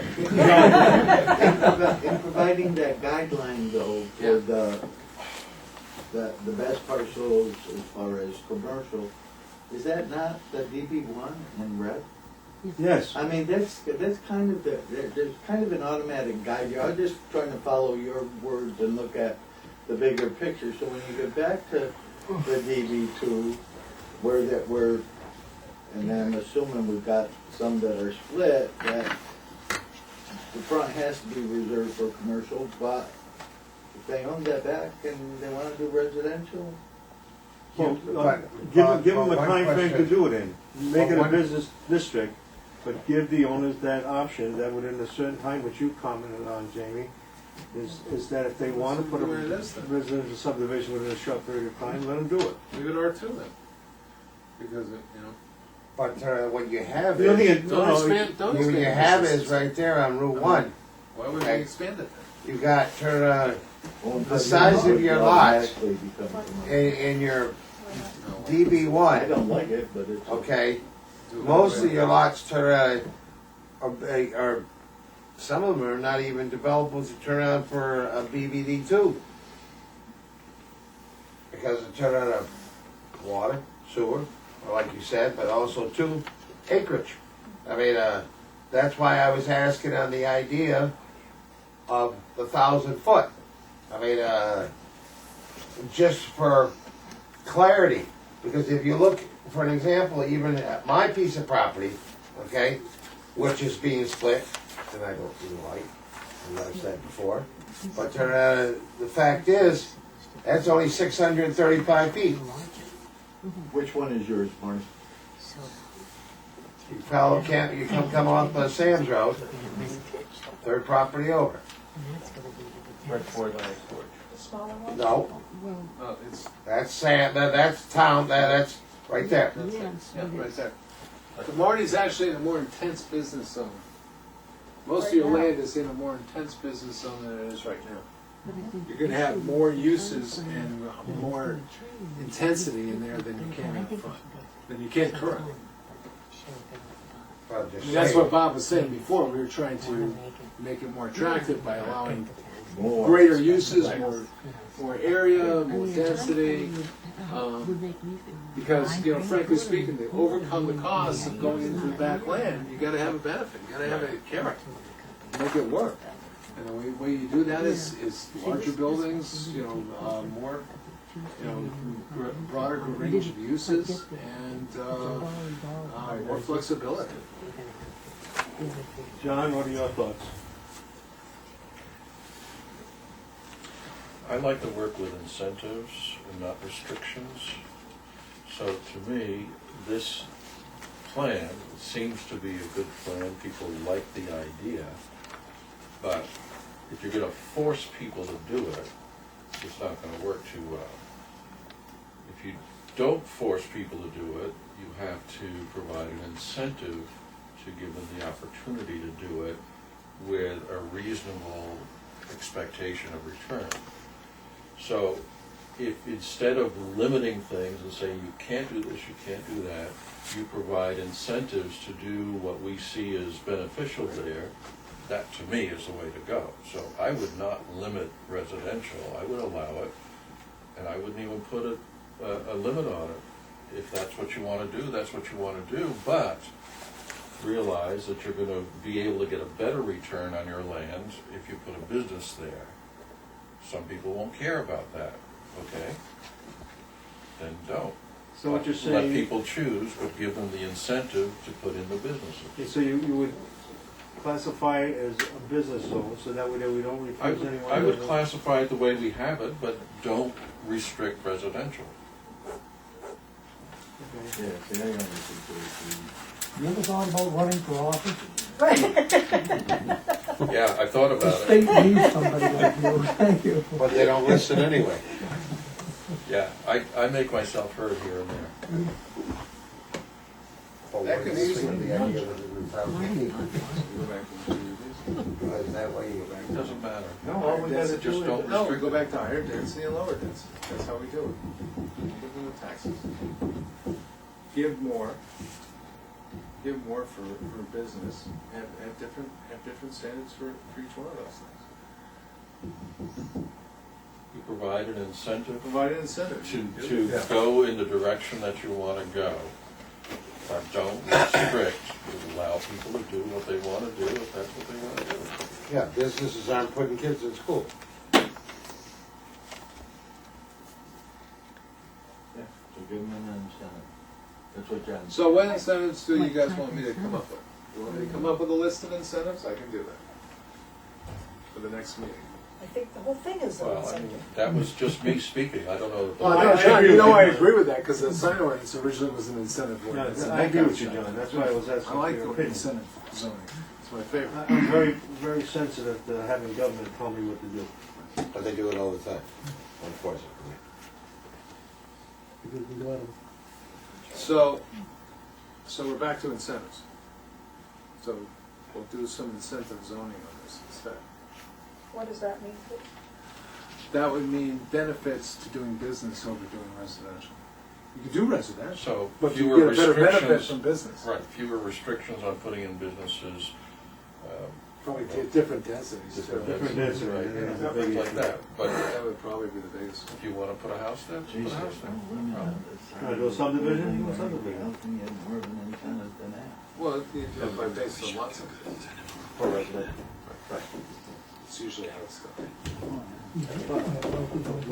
But on your incentive, John, Because frankly, you still have to have some of the your stuff. depth, okay?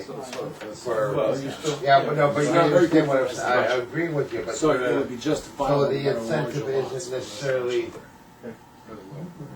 Okay, in When the sewer rural area. comes in, assuming sewer comes in, it's a game changer. Like in the green zone, you can allow residential as well as business. Yeah, but I'm saying rural area, Well, we allowed residential in the red. well, let me, what I'm saying, is incentive so that you're not going down into, for some of your business which you don't want, or the comp plan didn't want, in the residential zone. They wanted to take all business out of the residential zone, as of the last comp plan. Zoning is forward, we're trying to. That's why I'm saying, that's why incentive, no, that's why I'm saying incentive in the business zone, not somewhere else in town. Yeah. no, That's what I'm trying to get Yeah, at. it would be the DB two. That's what we're talking about. You got- HC1, HC2. okay. So Tad, you're gonna Cross go over off, there. Right, yep, yeah, I'll put together some incentive zones. I'll give you, several scenarios. What does the town think of their property for development? Since we haven't heard from everybody else in the, Yeah, you'll Don't never take hear any from position. everybody. Selectmen just, the only position they take is they don't want town hall. That's the only position they take. Welcome to my Are we village. done with this discussion? well, this one I wanna address to the town planner. Is there anything else on DB2 you wanted to discuss? I think, the only other thing is, look at your list of uses. Yeah. Anything we're missing, anything you want to exclude, include? Yeah, I would just, I've got just some general housekeeping. If I can, in the description, second to last line, we got be complementary to and building. Just take out the and then we've got patterns in DB1 and yet. Take out the yet and maximizing the function. I'll give you this after. I do have a question on the uses. Under conditional uses, we allow timber harvesting over 40%. But we don't allow any timber harvesting. Is it permitted? It is Huh? We should take it out of permitted. No, it's only in conditional use and only over 40%. But doesn't everything down there have under 40% the right to do it? That'd be I mean, shouldn't it be permitted use? It's a permitted Up use, to- It's a permitted use. under 40%. But it's not, But it's not it's not listed listed. as a permitted. That's my point. oh, another question. So we need timber harvesting under, yeah, 37. Okay, so 37, Is timber harvesting under under 40%? 40%.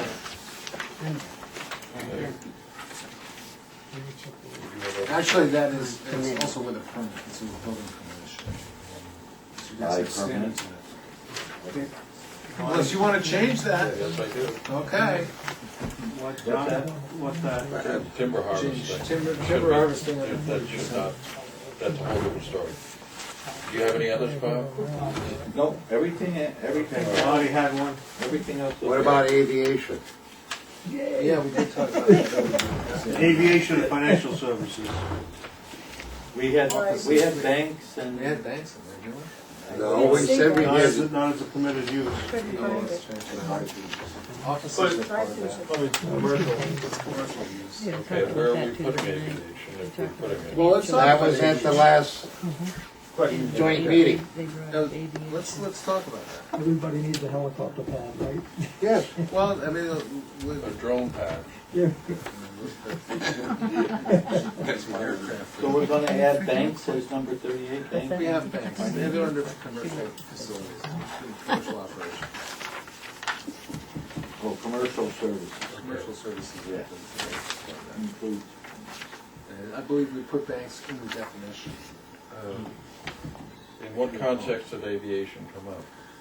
Someone brought that up at the joint comp plan. Yeah, but in what context? Because we got Yes, Biddeford Airport right there. Yeah, but, The question of but whether it was allowed. In the context of only the permitted uses are allowed, and conditional uses would be things that would be allowed, if it ain't spelled out, it's not allowed. would that be something that could be considered? I say if somebody wanted to turn around and just start giving helicopter rides around Kennybunk Ford, or Arundel, it's a business, is it allowed?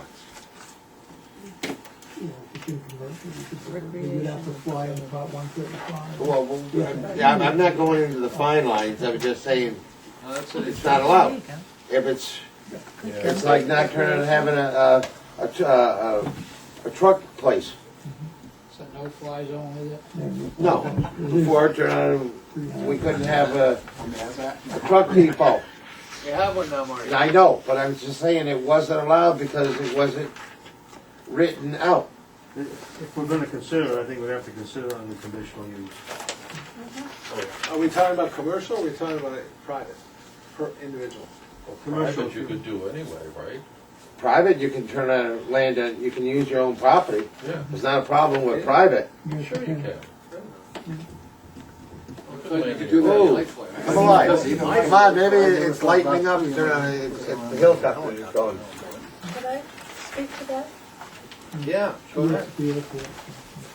Basically, I think why the reason of aviation came up is, only because it isn't in there. I don't know if there's a strip of land anywhere that's actually big enough to actually put in a runway or not, there may or may not be.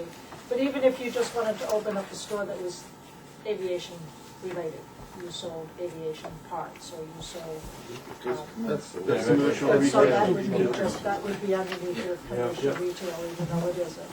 So if you decided that you had a space that was large enough and you were a helicopter mechanic, that you could, you know, use, Fly them in and fly them out. You know. I mean, it's not like driving a car. That's what we gotta If you take consider. the wings off, you You've can got- put the seats on. I mean, you've got automobiles, so. We want to run them. I don't need a runway, you know, a helicopter doesn't need a runway. Well, think of the neighbors. Yeah. Yeah. What you gonna hear? Yeah. Well, think of your cows and your neighbors. But if it's under conditional use, how would Is that it would be amusement taken and into recreation? I gotta write a conditional use for it. Remember, these conditional uses gonna have conditions. Follow the aviation code. They have to be written. Well, you want They- Yes. Yeah, but turn around, follow All of your these conditional aviation. uses have to have conditions if you're gonna pass it. Yeah, So you do, Why would they have to have? well, you have, even to do with aviation and stuff, no matter what you do, you still have to have some sort of town approval, and stuff with it. The FAA requires What's a it, conditional use? no matter what you do. It's not a conditional use. What are you basing your decision on? yeah. Okay. Can't make it arbitrary and capricious, we like it or we don't like it. Can you do that? Well, You're right. now the Lismore developed. In space of time, we gotta leave it off, there's no way we're gonna get, we're gonna write up a list of conditions for aviation and everything else, have it ready. No, you have to have a certain size. You aren't gonna turn around and have it on a small lot. I mean, there's gonna be more than just one condition, it's gonna be multiple conditions that we've gotta write up before the town meeting. That's what I was asking, if it had to be done before town meeting. Yeah. How's the board, Investigate that. Huh? All I know is how to land there. Marty, I think at least three of us don't see that this is pressing for this one, not to have it go away, but I don't think we need to advance that Not that, for this one. personally, I wouldn't be I'm not against opposed it. to it, I just don't know at this juncture, it's. How to write it out, what the It update. was brought up from the joint meeting from the other night. It's not me bringing it up. I've got it No, in my no, no, notes. but whoever you were talking, all we're saying is that we would need a lot more into the FHA requirements, which were brought up. But if you wanted to start a store, then you could, because that's. Oh, yeah. Oh, yeah, and that's, I mean, and that's the intent of this zone was to be very open to typical commercial businesses. Well, it's like if Mrs. Drew back there, all the way in the back 40. If she wanted to turn out and have a spot back there, away from the neighbors and everything else, she could put something back there. Commercial. Okay, Tad, do you have anything else you want to address? Well, I Okay, have John. We have a question on the Got a floor. gentleman that couple. hasn't spoken. If I could, through the chair. Let me Yeah. get John. Okay, I've got a question on the conditional uses. What's the rationale for putting breweries and wineries under conditional? That's a hot and really growing business. Yeah. Why is it conditional? Because What's it's the problem? foamy. I mean, it doesn't cause odors, doesn't cause noise, doesn't cause anything. Why is it conditional? I don't know, I figured you guys would want it in there. It's Just- foamy? Just threw that in, the other night. Yeah, I don't see a reason. I'm not for it even to be sure, I'm conditional. not even sure it needs to be specified, frankly speaking, I think it. Well, if it isn't written, it's not allowed. No, that's not true, Ryan. There's interpretation. I have no objection to putting that into permitted use. How about you, Jamie? Yeah, those are the terms. Okay, let's change that to permitted use. Holy crap, I hope they don't. And I'm assuming the reason low manufacturing is in there is because the planning board wants to take a look at what the low impact manufacturing actually is. Yeah. So I think we said it had to be associated with something. No. No, that was the artisan craftsman. We separated artisan craftsman stuff out from low impact manufacturing. It seemed like it was a little excessive. Yeah, through the chair. Rick Light, I'm actually representing Bentley's, as you probably well know, and the comment I have, it's we brought this up before, it's just maybe an oversight, but the property where the saloon is currently cut by the DB1, DB2, right to the middle, right? It cuts the property in half. And he's requested that the property, maybe you could point to it, Tad, the triangular piece, This needs to be in. that triangular, that piece be put in because, it's splitting a single lot in half. Okay, I thought it was talking about this, I was going, No, oh, no, I just can't put that. this through your house. Right. You know? Right, and that lot, you remember, was required by the planning board to put all the services on that particular lot. So, Exactly. yeah, so if you could do that, that would be That's much done. appreciated, Yeah, yeah. no, that lot was, Okay. that was just an oversight, sorry. Yeah, that's what I figured. And the second was a question, you mentioned there's going to be follow-up standards, so the board's continuing to work on the standards before the June meeting, and those will be forthcoming, I presume? Yeah, So we'll have a as chance. soon as I get a chance. Okay, good, thank you. So, as long as the landscape doesn't keep shifting. Thank you, yeah, understood, thank you. I think, by the way, I think this discussion this board's having is pretty high-level stuff. It's pretty impressive to hear you guys talk. I mean, just the stuff you guys are talking about is pretty thoughtful, so I'm pretty impressed. So am I. Thank you. Thank you. We're still gonna review your application. We don't have an application right No, I now. think it's still downstairs. It's been here a while. Tad, do you have anything else on DB2? No, I got some homework to do here to get this thing wound up. I'm actually very thankful that we had this because I didn't feel very comfortable. After Tuesday night's meeting, I didn't think we were satisfying a lot of folks. I didn't hear anything. Pam had all her cards to her vest. She wasn't telling me a damn thing. She wasn't even giving me any facial expressions. I knew where Ellen stood. That was good. That let me know. Yeah, well, I'd like to just say one thing if I can to the board so that it's something you guys can think about. It's all great that we're gonna maybe have some bigger buildings and stuff like that, but nobody's mentioned anything about the abutters to all the bigger buildings. And my property is abutting on the top left of that, and so I just think those people should be notified and know what's going on also, and then there should be something written in there, you know, for, you know, noise control, you know, sight. There is. There is. Yeah, part of the development stage. These are some of the restrictions that someone was talking about before, that they couldn't get a business going because there was too much noise. We also have a pretty high setback in the rear, I think it's a 100-foot setback. Tom wanted 200 as I recall. But you know, and part of this, you know, says amusement park. Yep. You know, well, 100 feet don't cut it. You know, when you got a roller coaster in your backyard, either not that it's gonna, chances that happen, but like Marty says, if it's in there, it No, can. if it's in there, it'll happen. You know, and so. You gotta assume if it's in there. Right, it's going and to so happen. that's what I'm just thinking of the, But you know, we- we gotta be cautious of the people that actually own the land, that's, you know, Exactly. for sure, but then it's the people right next to it too, because when those people bought the land, it was, all that area was residential, because it's way past 1,000 foot. And so I just like that to be considered, you know, make sure that, you know, those people are protected also. I agree with you, and that's one of the, those are one of the sets of performance standards that have yet to be written. Luckily, I've done some in the past for amusement parks, but not next to a residence, so we have to beef up some stuff here. But there's also a protection in our review process.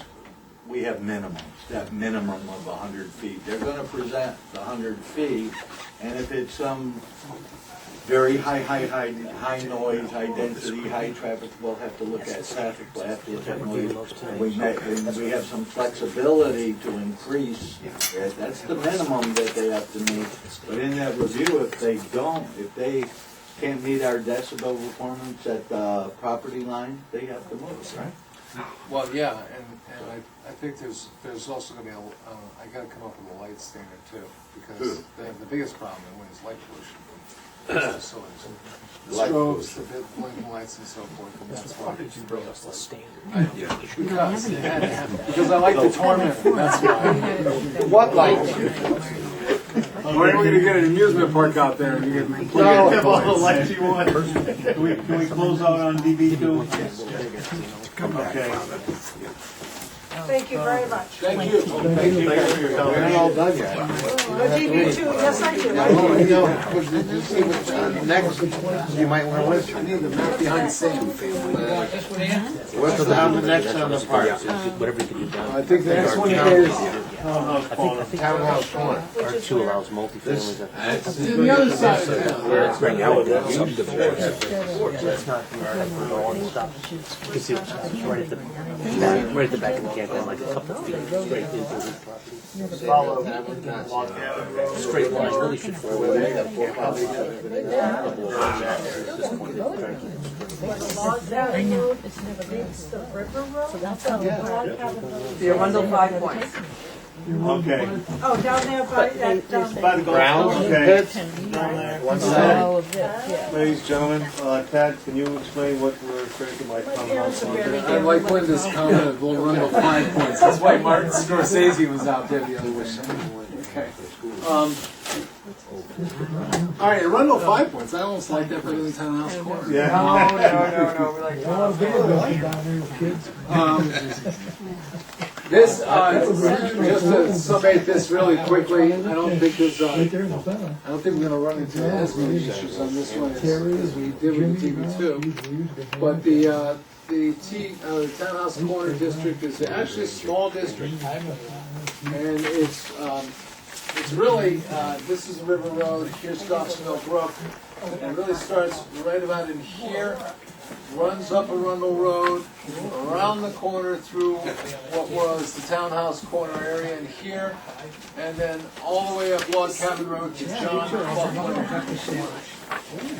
So, and it's shallow. I mean, the big thing about it is it's a shallow district. You can follow the same property. We're gonna probably have to just follow the backs of the existing properties here, because most of the other properties are parking Senate Road. And the board basically decided that Senate Road was going to stay in its current R3, R4 designation. So it does not get all the way up to the Trolley Museum, and it just to John Clough at this particular time.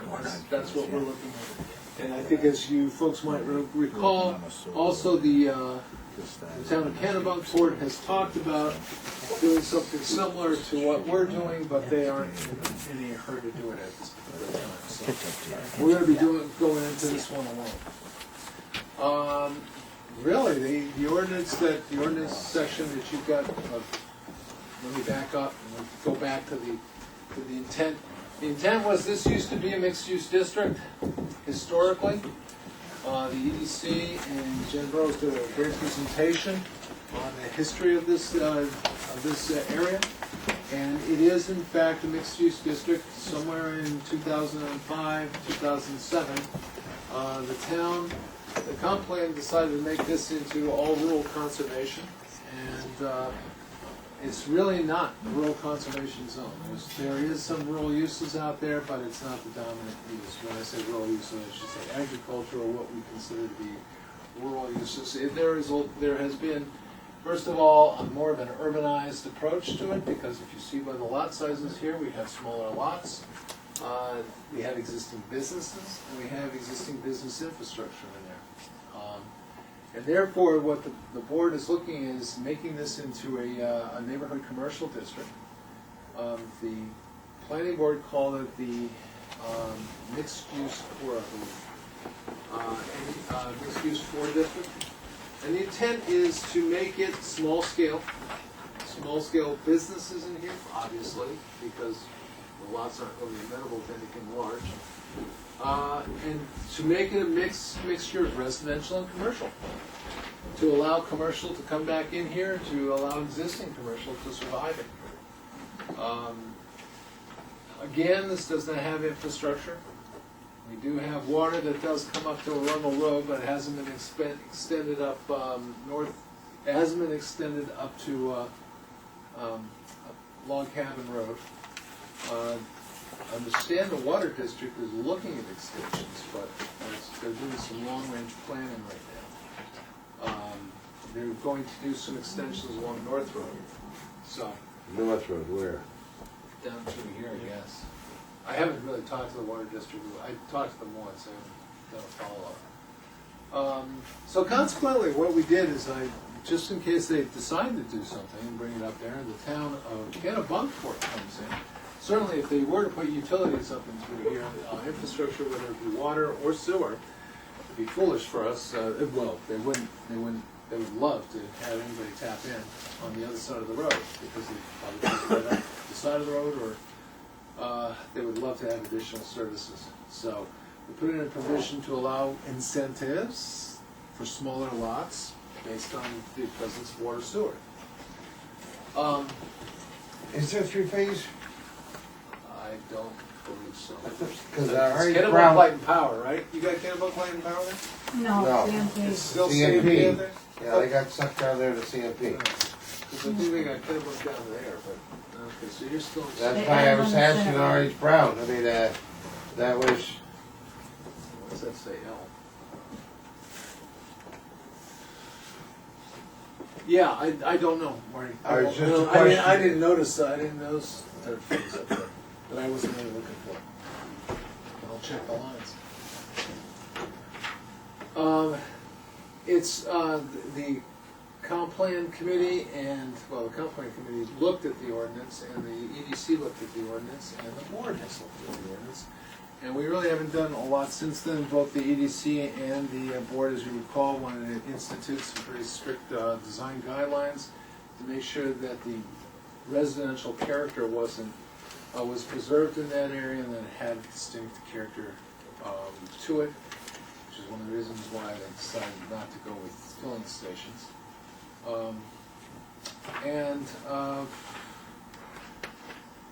We haven't really touched this since the last time, so the issue is going over the list of uses, setbacks. I mean, it's small units, small lots. The average lot size is around 2 acres. We have lots down to 1/3 of an acre in here, but most of the lots are 2 acres or more. We have some 1.5s. We're proposing any new lots would be 60,000 square feet, which is less than an acre and a half. An acre and a third. So. Right now, the acreage is 3 acres. Is that the minimum allowed by the state? No, the minimum allowed by the state without sewer and Without water. sewer and water? Sewer and water is 30,000. 20. Is it 20 now? Without sewer and water? Septic, yeah. Septic is 20? How the hell You, do you, do you that? can't. You can't. How do you anywhere. do that? You can't. Can't do it. And that's what I was, question on that is where the minimum lot says 20,000 square foot NDD. And then, development No, density. density. We don't really have that problem here, I think we So, can take that out of there, 60,000 square because feet. there's really not a lot. I would be inclined in that So area it to, went up. if they can get septic on it, to allow it to go down Do I into go the away? 30, said that. 30, But it's 40,000. wet, you got, Well, but that, I'm just saying, another property. if they can get it, in that area, I would be comfortable seeing it smaller. The likelihood of them going to 30 and being able to get everything in is, I think, would be slim. That would be 30 a apart. real increase in the change in the character of the area. And that's and frankly speaking, I'm not, Well, how big are a lot of those Like lots, 2 that, acres. like where Weeks is? No, no, No, no, no, no. yeah, two. This- These right in here are half acres. Okay. Those 2 are half acres. 30,000 is These, not that's really that. 30,000, that's 30,000, that's half acre. And then all of these other lots going up here are 2+. Yeah, but the ones up towards the corner are all like half-acre lots. Yeah, these are, Yeah. as I said, these are all small lots here, but Once he was you get pointing out in beyond this that. area here, once you get beyond that, they're all 2 acre, because the area was 3 acre zone. But except for where Time Warner is. Time Warner? Yeah, next to Van Gaspy, the switching station. Oh, okay. Yeah, but they're always on an easement size lot, just like the water company So is. 40,000 is what, 3/4 acre? 40,000 is about an acre. That's 42,000 square feet is an acre. 200 by 200. Yeah, that's, So we jumped up though from 60,000 square feet Yeah, from 40, wasn't it originally 40 that we talked about without sewer? we were talking about 40 to acre to an acre and a quarter. Right, so now we're Yeah, up to an we acre were- and a half. No, we were looking at that because we were looking at the existing pattern here. Well, we were looking at the existing pattern because the majority of the lots weren't an acre. Well, actually, Linda, they are over an acre off of here. That, I know, but on down the at the end, anything Yeah. near the corner is not. I'll tell you honestly, you can't make these lots conforming. We're not gonna be able to make them conforming. Not Can't at make it 60,000. Well, not at 20,000, not at 15,000 or 20,000. But what happened to about the 40? What about Oh. the 4 lots prior to my business there? They What, have this one right here? public, they have public water. These have public water here? They do. so Then they they'd have be 20,000. able to be. So they're fine at 20,000. They're fine at So get an 20. extension. Well, Get a hose. that's what the EDC, that's what we were talking with Todd about, as far as looking into, when Warner came to the EDC meeting, and he said, we said that we had multiple businesses, small businesses that wanted to go up log cabin. Right. And then he said that they wish, the town of Kennebunkport has never been approached to have any small business on their side. Yeah. Or they look into it. And then we talked to the water company to find out what it would be to tap into that water line and bring it up log cabin. Curiosity, Line already down to just Oak Creek. because I don't recognize or remember down that way where their water is there a fire hydrant right there? It's right there, it stops right at the corner of, at Winks, right in by Walker's, the junction between, Arundel Road and Walker's. But it's on the other side, is it on the other side of the road? It is, it's in the Kennebunkport cave. side? Mhm. That's why I never recognized it, Yeah. that's why I'm Yeah. asking, you know. You look at Right parking, on you look Dick at McKay's parking. property. You look at parking and. Dickies? You look Yeah. at, Yeah. at, building I sites, thought- you look at parking, and you look at septic, and you look at water. But It just- has to be 100 feet between your septic But and your just water. because we say you can go down to 40, They doesn't still mean have they to meet have all to of- go they to still- 40. No, I know that. I know you do. But you're looking at subdividing some of these lots. I mean, if you want to make it 40,000, you can make it But 40,000. we were also looking at trying to make some of the existing lots somewhat conforming. That Well, was part that's of it. why we did the sewer and water, to try, I can't really go much, I can't go down to 20,000. No, but The 40,000.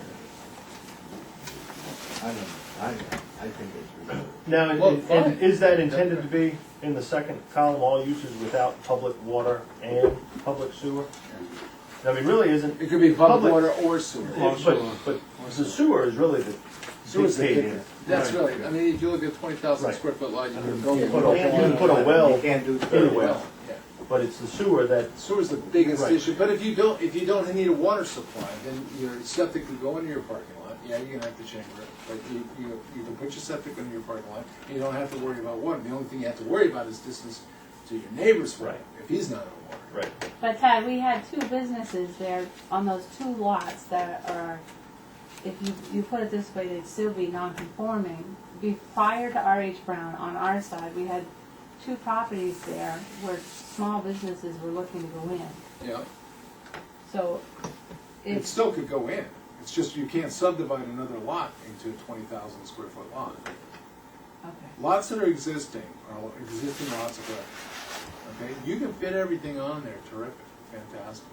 It's just, this is for future development in there. So if somebody, for instance, here Sinclair's, basically, Yeah, take Sinclair's property. yeah, cutting that into 20,000 square foot lots. Like, you can't, because you need 100 foot of frontage there, I believe. But, you know, if you cut those into lots, I mean, then you're gonna have a bunch of smaller lots. I'm not sure you're really ever gonna have that without good water or sewer. It's just gonna be real hard to fit it all in one lot. What about the one right next to him, right next to Sinclair's condo? Okay, he's got, it was at one No, time. the next way. No, the other way. Yeah. Okay, at one time that was a, you know, Business. yeah, it was a business, and then when the business closed, and now it's a non-conforming, you can't put anything in there. Sure you can. No, you can't, Why not? because you can't. Because he would do 2 years that the business closed, and now it's But what I'm residential. saying, in this ordinance, he can. Well, right, but it would still be non-conforming, he couldn't expand or do anything with it, correct? No, it would be a whole new vote. No, Just- because, just no, meet your because of the lot setbacks. size, I'm Right. saying because of the lot size and the setbacks and everything. Just meet the setbacks, that's all you have to do. But he doesn't have public water. He doesn't have Yeah, public water and he doesn't have an acre, But it's an But existing so lot. what? It's right. an existing lot of record, you can put it on there. Okay. so he can Sure. put a business on it. Sure. The reason that he can't do what he wanted to do is because no business was allowed in that district. That district, By he the lost his Right. grandfather's use, not the grandfather's lot. Right, he lost his grandfather's use, but I'm just saying the way that this is written, is he gonna, would you He'll be still able be to. able to, Does he have 100 foot out front? no. It doesn't matter. It doesn't matter. That's, It's a lot that's of his record. lot. If he can fit If he it can put on a there. driveway on through there and get back to do what he wants on his property and meet the setbacks. What killed this district wasn't You want me to yell at you? the lot size. The lot sizes out here did stop development in this district because it was 3 acre lot sizes, and most of you could see that because most of the lots in the, especially up in this area, start getting in the 2 acre range. And you go, there's a couple that are 3, but and there's some larger ones, but you know that are left over from divisions. But you know the thing is that what killed this district was the elimination of all the types of businesses that used to be allowed in that district that weren't allowed under the R4 district. It's an R4 Rural Conservation District, which allows certain kinds of businesses, but not the kind that used to be there, nor the kind of businesses that are amenable to those kind of lots. But you can put a gravel pit in here. Okay, just like, well, this is an old gravel pit. You can do what Brown's doing. Where are you going to do it, first of all? Second of all, why do we want a gravel pit to tear up this land? We have some nice soils. We have some good Adams soils up in here. But, it doesn't make sense. It looked like it was just, frankly, a conservation effort to just keep things frozen. That's the best way I think. If you remember, we tried to have a school go in there. Yeah. And it wasn't allowed. Your forefathers, we couldn't do that. Yeah. We tried a whole bunch of different. We had I think 4 people who wanted to do something with forefathers who couldn't do anything. So Ted, on this table, are the setbacks, front, side yard, all that good stuff that are listed, where the column is blank here, are they all just, Yeah, they're going to be the same. okay. I'm sorry, I didn't finish. I just was, Yeah. it looked like. And if we look at pretty small. Yeah, and if we look at it, when you have 100 foot of frontage or 100 foot of width there, and you have 15 foot setbacks on the sides, Brings down to 70. it really, it's a lot different than 50. And then 25 feet from the road, and the whole objective there is to try to get things crowding up to the road. Get it up to Where the Marty road, wants so the you sidewalks and trees. I don't want any, You wanted sidewalks. Can you No, just no, walk I me don't want through, sidewalk. like, say, take on the lot there, if everything was to follow through here, Yep. what kind of remaining structure is gonna be allowed for him to develop? All of the permitted and conditional use. Well, the use or the type of, how much space is he have? How much space is he I got? don't know. Okay, I'd have to look at that. alright. what was your question, please? I wanted to know if you followed the guidelines, how much actual space was left to put a business on? On what size lot? Yeah, it would change it every size. It's gonna fit. Small lot, it's have to make a lot, so. I mean, you're talking about 20,000 Remember, when you or do 20,000? these, when you do these zones, Oh, he's only the got 20, objective he is doesn't also, do you gotta remember that this is for new divisions as well. And so Right, it's that's why I gotta was fit new trying to, divisions. right, that's why I was as well. trying to get a And bit. that's why it's only 15 feet, which isn't really that much of a setback, to be honest with you. Where you gonna put almost the snow? it's mainly there for snow purposes, actually. 15 Snow feet, and- it's 15 feet isn't enough and for what fire we have for access. this weather. That's usually what it's there for. And remember, that's for. Put it on your the building. landscape. That's for the I mean, building. you can- And you got landscape, which gets in the way. Yeah, but you're right, Marty. I mean, that's why we went to 15 in the DB, because we were concerned about snow, remember? No. Yeah, we You did. were worried Talking about that the in the prettiness. summer. Marty I was was worried about the snow. at He that doesn't, yeah, he wasn't worried about it. We were worried about where we were gonna plow. Yeah, he said his sign was covered. He was worried about the snow. He was worried about snow a lot. Can I ask where all of the performance standards came from? So it looks like a planner's dream here. Well, actually, Thank you, Ben. well, that'd be a plan. First of all, you guys liked it. Yeah. We did? Yeah, you did. Where? You liked it in particular. In fact, you wanted sidewalks, if I recall. Am I Wrong! Am I wrong on that? He did want Well, I was sidewalks. thinking you're right. He did want sidewalks. He made us all stop and. Yeah, well, if I wanted sidewalks, then I was the first one like But, I mean, was this developed by the people And at this is- Townhouse Corners? No. or- No. This was discussed, We discussed it in the EDC, how important it was to maintain, you know, because where it's a mixed use, you have a resident right next to a business that you really wouldn't want to put like, you know, McDonald's with a golden arch next to it. But you know, that it needed to maintain the character of the area. Right. But we didn't get into the detail that's in here, and I think this might be a little overkill. Well, we have to have this level of detail to achieve what you wanted to achieve. I don't think so. Why not? I gotta don't have think, something. Well, that's one of them, I mean, the vinyl and aluminum Who's siding. trying to achieve what? Yeah, Well, I they were mean, trying we to just change wanted to be nice to our neighbors. We didn't want to tell somebody they had to, you know, they couldn't use vinyl siding when you have certain vinyl sidings that are, you know, I have on some of my buildings and you never know that you will drive into a vinyl sided building. We did with DB1.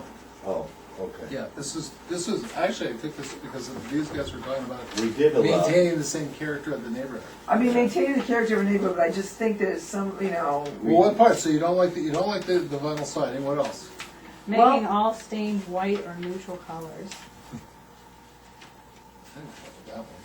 all right, I don't even know what this means. Orientation of shorter walls away towards the public road and longer walls Yep. away from the public view. I know we didn't discuss that at the EDC. No, you haven't. You guys didn't want to get into the details, if you remember. Right. Remember that? That's right. I wanted to get into the details, and you guys didn't want to get into the details. Well, I think. So I said, okay, you guys want to Well, half achieve of this the- look, half and of the I'm just EDC achieving. owns It just property means the down front there. of the building is gonna You be know, towards you- the road and Yeah, the sides are gonna Yeah. be going back. You're not gonna have a long warehouse. Right, Like, that's look. what, that's essentially what I'm trying to do. Which, Which okay. is like what it is down there where you have, where. You gonna have it's street lights stable down footed.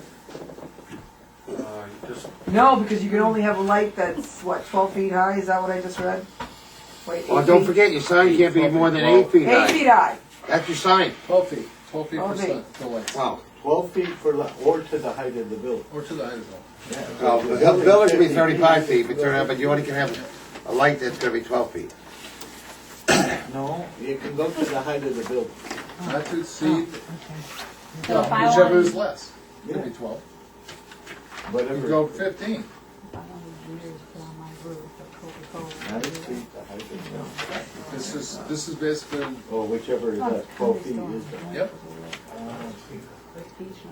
I mean, just going through this, I hope this doesn't restrict too many people from being able to, I mean, What it does is it got that New England charm you were looking for, Linda. Which we gotta translate into ordinance form in order to enforce. We can't, the problem is, you know, you can negotiate, but if somebody says, look, I'm gonna put in this car wash, and it's gonna be a split-face building, and there's not a damn thing you can say about it, there's not a damn thing the planning board can say about it.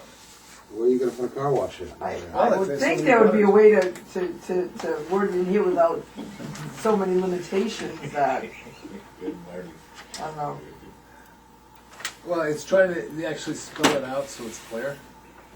Because one thing that doesn't work in court or in any situation is when things aren't clear. It gives the planning board a lot of flexibility. I No, just, if it's I not just, written, I you just, can't I allow mean, it. I'm speaking from a maintenance, I mean, I know some vinyl siding buildings don't look that great, but the majority of them today, same thing with fencing, you would never know if they're done properly. And I can't imagine limiting a person, telling them that they have to put clapboard siding on when, you know. Well, if you want to take, I mean, I it's just, up to the board on that. I mean, you can tell them it needs to look a certain way without telling them they have to use wood. Is my point, I guess. There's got to be a way to write Plastic it. There's got to be a burn way to write it, and Well, no, but some and- of the composite sidings now, you know what I mean? It's incredible. It's incredible, and you can't even You tell. can't even Million use dollar that. homes are using them today. Exactly. The trim in the windows, That's it's why we all. changed any other one, because they have some now even in the old I have scale. business, someone want to be painting So what do we have in, Exactly. what do we have in the DB one? Especially we're in a hot zone down there with the sun, there's not a lot of shade. We not a lot have, of trees. no, we, this was actually a little more intense, because they really wanted to maintain the same residential character. So we kind of made it, Amped it up a little bit. amped it up a bit to make that one. I'm just trying to see scale, facade, Might just be amped up a little too much. facade You materials. gonna have color on it? It's gonna be all white. No, I have to have white or neutral colors. DB one is all proposed, so that's signage. Who said that? There's some white or neutral colors. You D3. said, yeah. My fence needs to be white or neutral colors. Oh, well, that's. I mean, you No can't have a brown rainbow? fences. Huh? You can't have a rainbow? Well, no ground fences either. I'm a lime green lover, you know? No, I'm I being love hot funny. pink and lime green. I'm being funny by your rainbow. Just kidding. Fourth grade. Or you like it, but, Would you agree with metal and T111? what was that? Metal and T111? Where are you? Yeah, I'm Okay, where okay am I? with metal and T111. Facade materials, number 2. Prohibited. Yeah. Well, metal, when you say metal is, Are you Corrugated allowing metal. roof? Cheap Corrugated metal. metal, like a metal Butler building. buildings. No, a lot of metal siding looks just like clapboard. Yeah, but you can get a buckle building. Yeah, too. a special type of metal building can look like clapboard, but you get a normal metal building, Butler building, it is not. what's T11? I don't even know. T111 Texture is 111. plywood. Yeah. Texture Plywood. 111. Plywood, but it looks like backboard. People will put plywood on the, as siding, you mean? Oh, Yeah. Oh, better than blue tops. So I've seen plenty of those. Well, that's in the next section. They're gonna That's have- the next section. That's the rural character right there.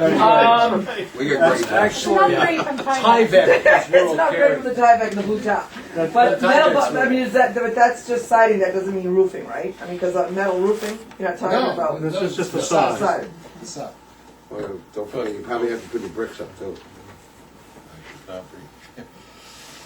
No, I would I say. mean, but somebody brings you the plan to the planning board and it's got. Wait, no. It goes to him first before it gets to us. It's all in So what I'm there. saying, Then it yeah. gets thrown out. But you also have to remember, if you say metal, it can be any kind of metal, Right. if you say that's allowed. So, you know, if I want to put the cheap kind of metal, I can put the cheap kind of metal, because you already said I can do that, But split face and block. okay? Split fence won't hold up the But snow. it shouldn't be Split-face restricted to block. materials, because materials can be made to look any way you want them to look. But you have to restrict it to materials, John. I mean, if you want to put a provision there that if you can find a material that looks like what they're trying to achieve in terms of that look that exists there, down there now, that village look. I think we dared to use that word, God, village, God.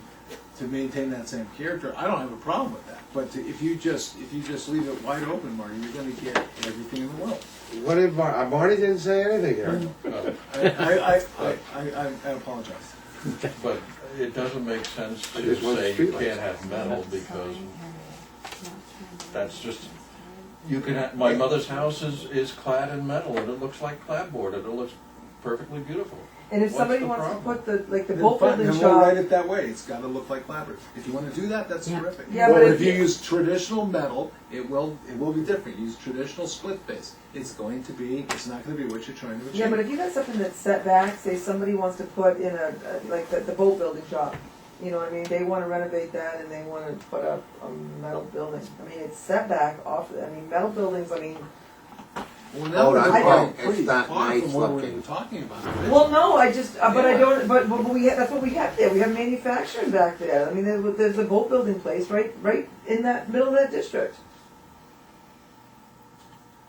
Yeah. Um, But the landing school is a manufacturing facility, and they don't have. Yeah, but that's way out of that's nowhere near that. Under our building, well, no, but I don't, what I'm saying is, will they not be able to put a metal sided building Of course not. on a? Well, I on- thought you Stop guys bringing didn't that. want that stuff. You wanted the same character that exists now. I that just was wanted to be melded nice with to a our, we just residential. wanted to be nice to our neighbors. We didn't want to limit people so that they couldn't. I mean, this is new construction, so somebody coming in doing something, they're gonna wanna do it right anyway. Well, Yeah, but Well, that's what I'm saying. I mean, like I said, you got one place that's set back. In a classic example, he's got a boat building place, and he's moving out. He's building a new shop in Canada Port because he couldn't do anything with the shop that he had here in Arundel. Now I don't know what he's putting up, but it's set back off the road. He's got no neighbors. It's surrounded by and he's in the woods. district. well, Yeah. Yes. Which one? Which one is he going to be in?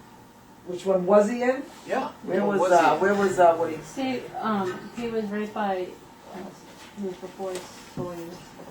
Before Sawyer. Here's Sawyer's Lane right here.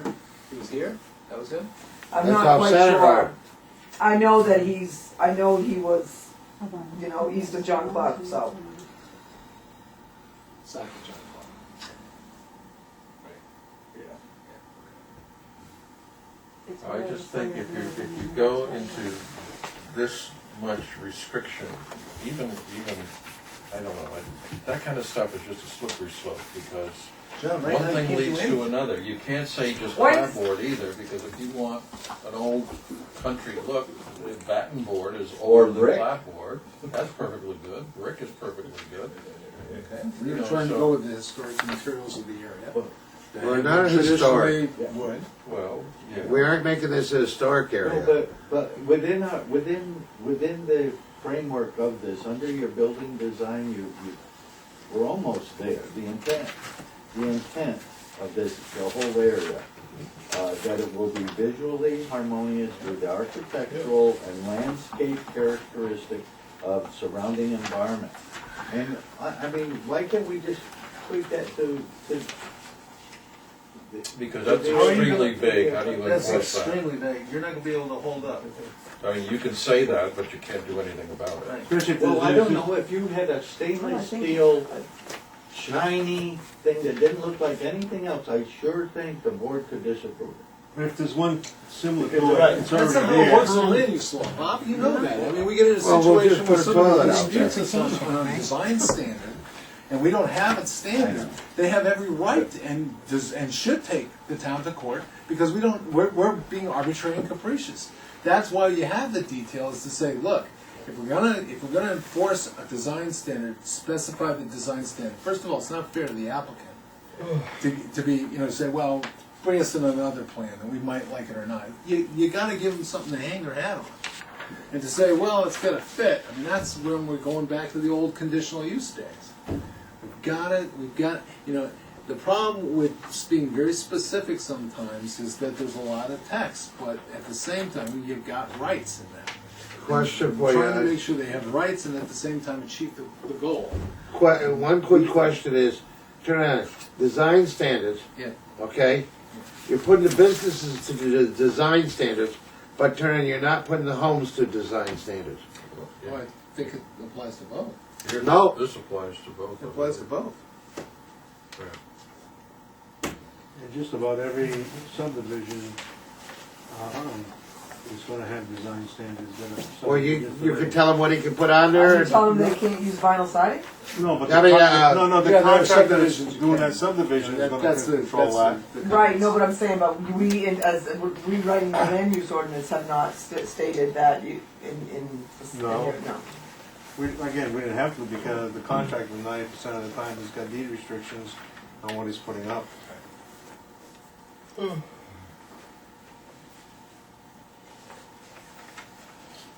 Okay, while we're thinking about that, I've got a question on Alright, conditional uses. Yeah.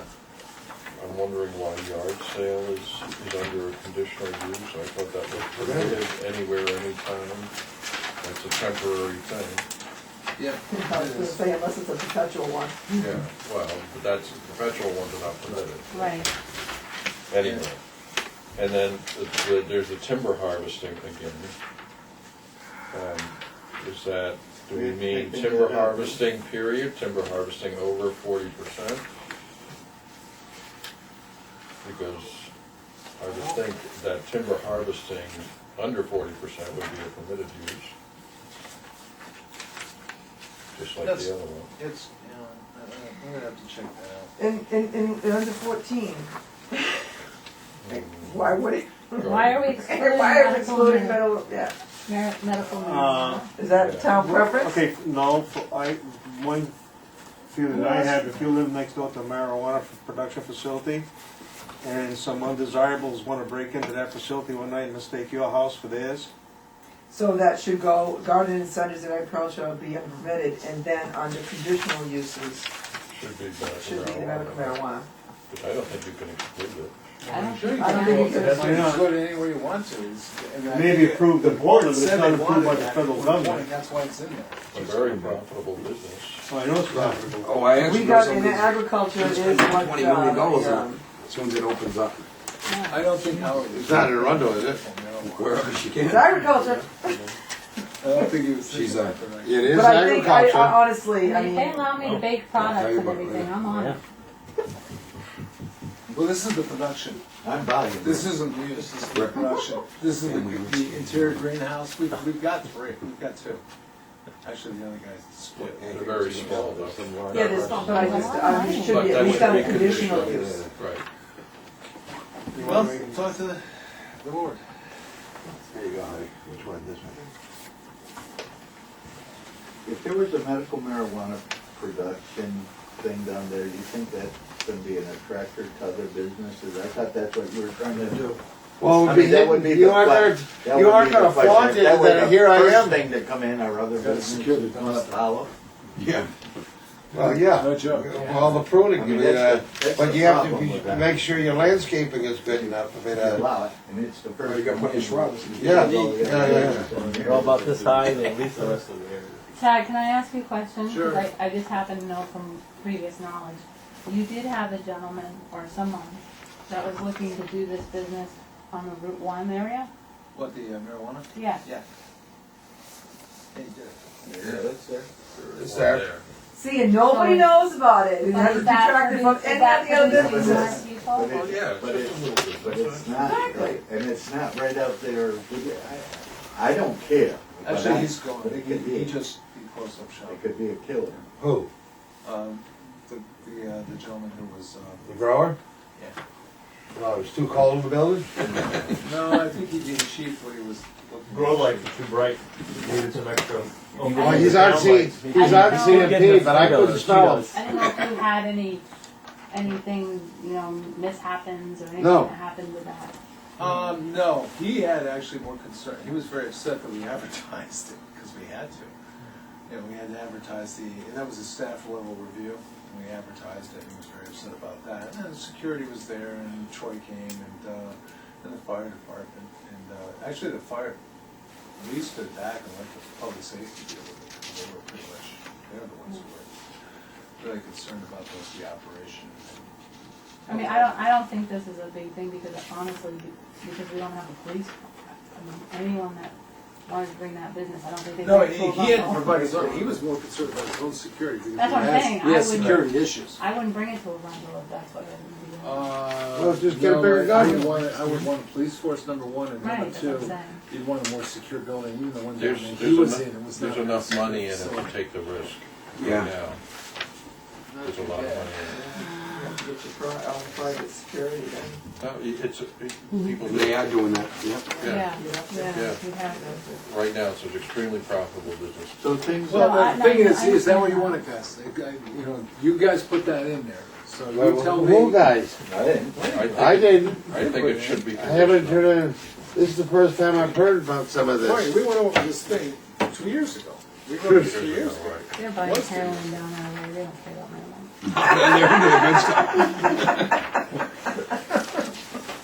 I think this is It's like a urgent huge tree zero problem right now March in Southern 6th, Maine. so some of this stuff. Well, I is just different. relabeled And yeah, but I don't remember seeing that. Paying No, for it. Print out the Not- old one, not- you want me to print out the Boston 2-year-old and one? North Bob, Carolina. They have Right. to, Just look at it. because it's the same.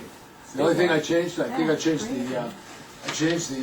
I thought. I put in the sewer and the water, and I think I added a couple of uses, and everything else is the same as it was 2 years ago. Yeah, I don't remember seeing the,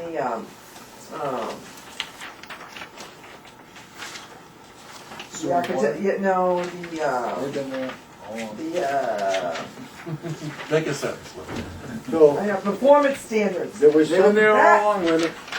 there was quite I a would have called you out on it. Well, you didn't, you guys didn't want to discuss it, that's why I wanted you guys You know to what? discuss it. But basically, we did discuss it. We discussed it in great length. We didn't think it was our responsibility to write it, especially when you have two property owners that Are a part of it. that are part of the That's district. fine. We didn't think it was appropriate It for us was to be a fine writing it. line to be a part of that. So- We want a conflict of interest. Well, We tried to, we brought the did our neighborhood job, together, yeah. you know what I mean? We brought everyone together, Okay, and it so- was just a very uncomfortable. So, Very Okay, uncomfortable. one at a time, one meeting at a time, Jay.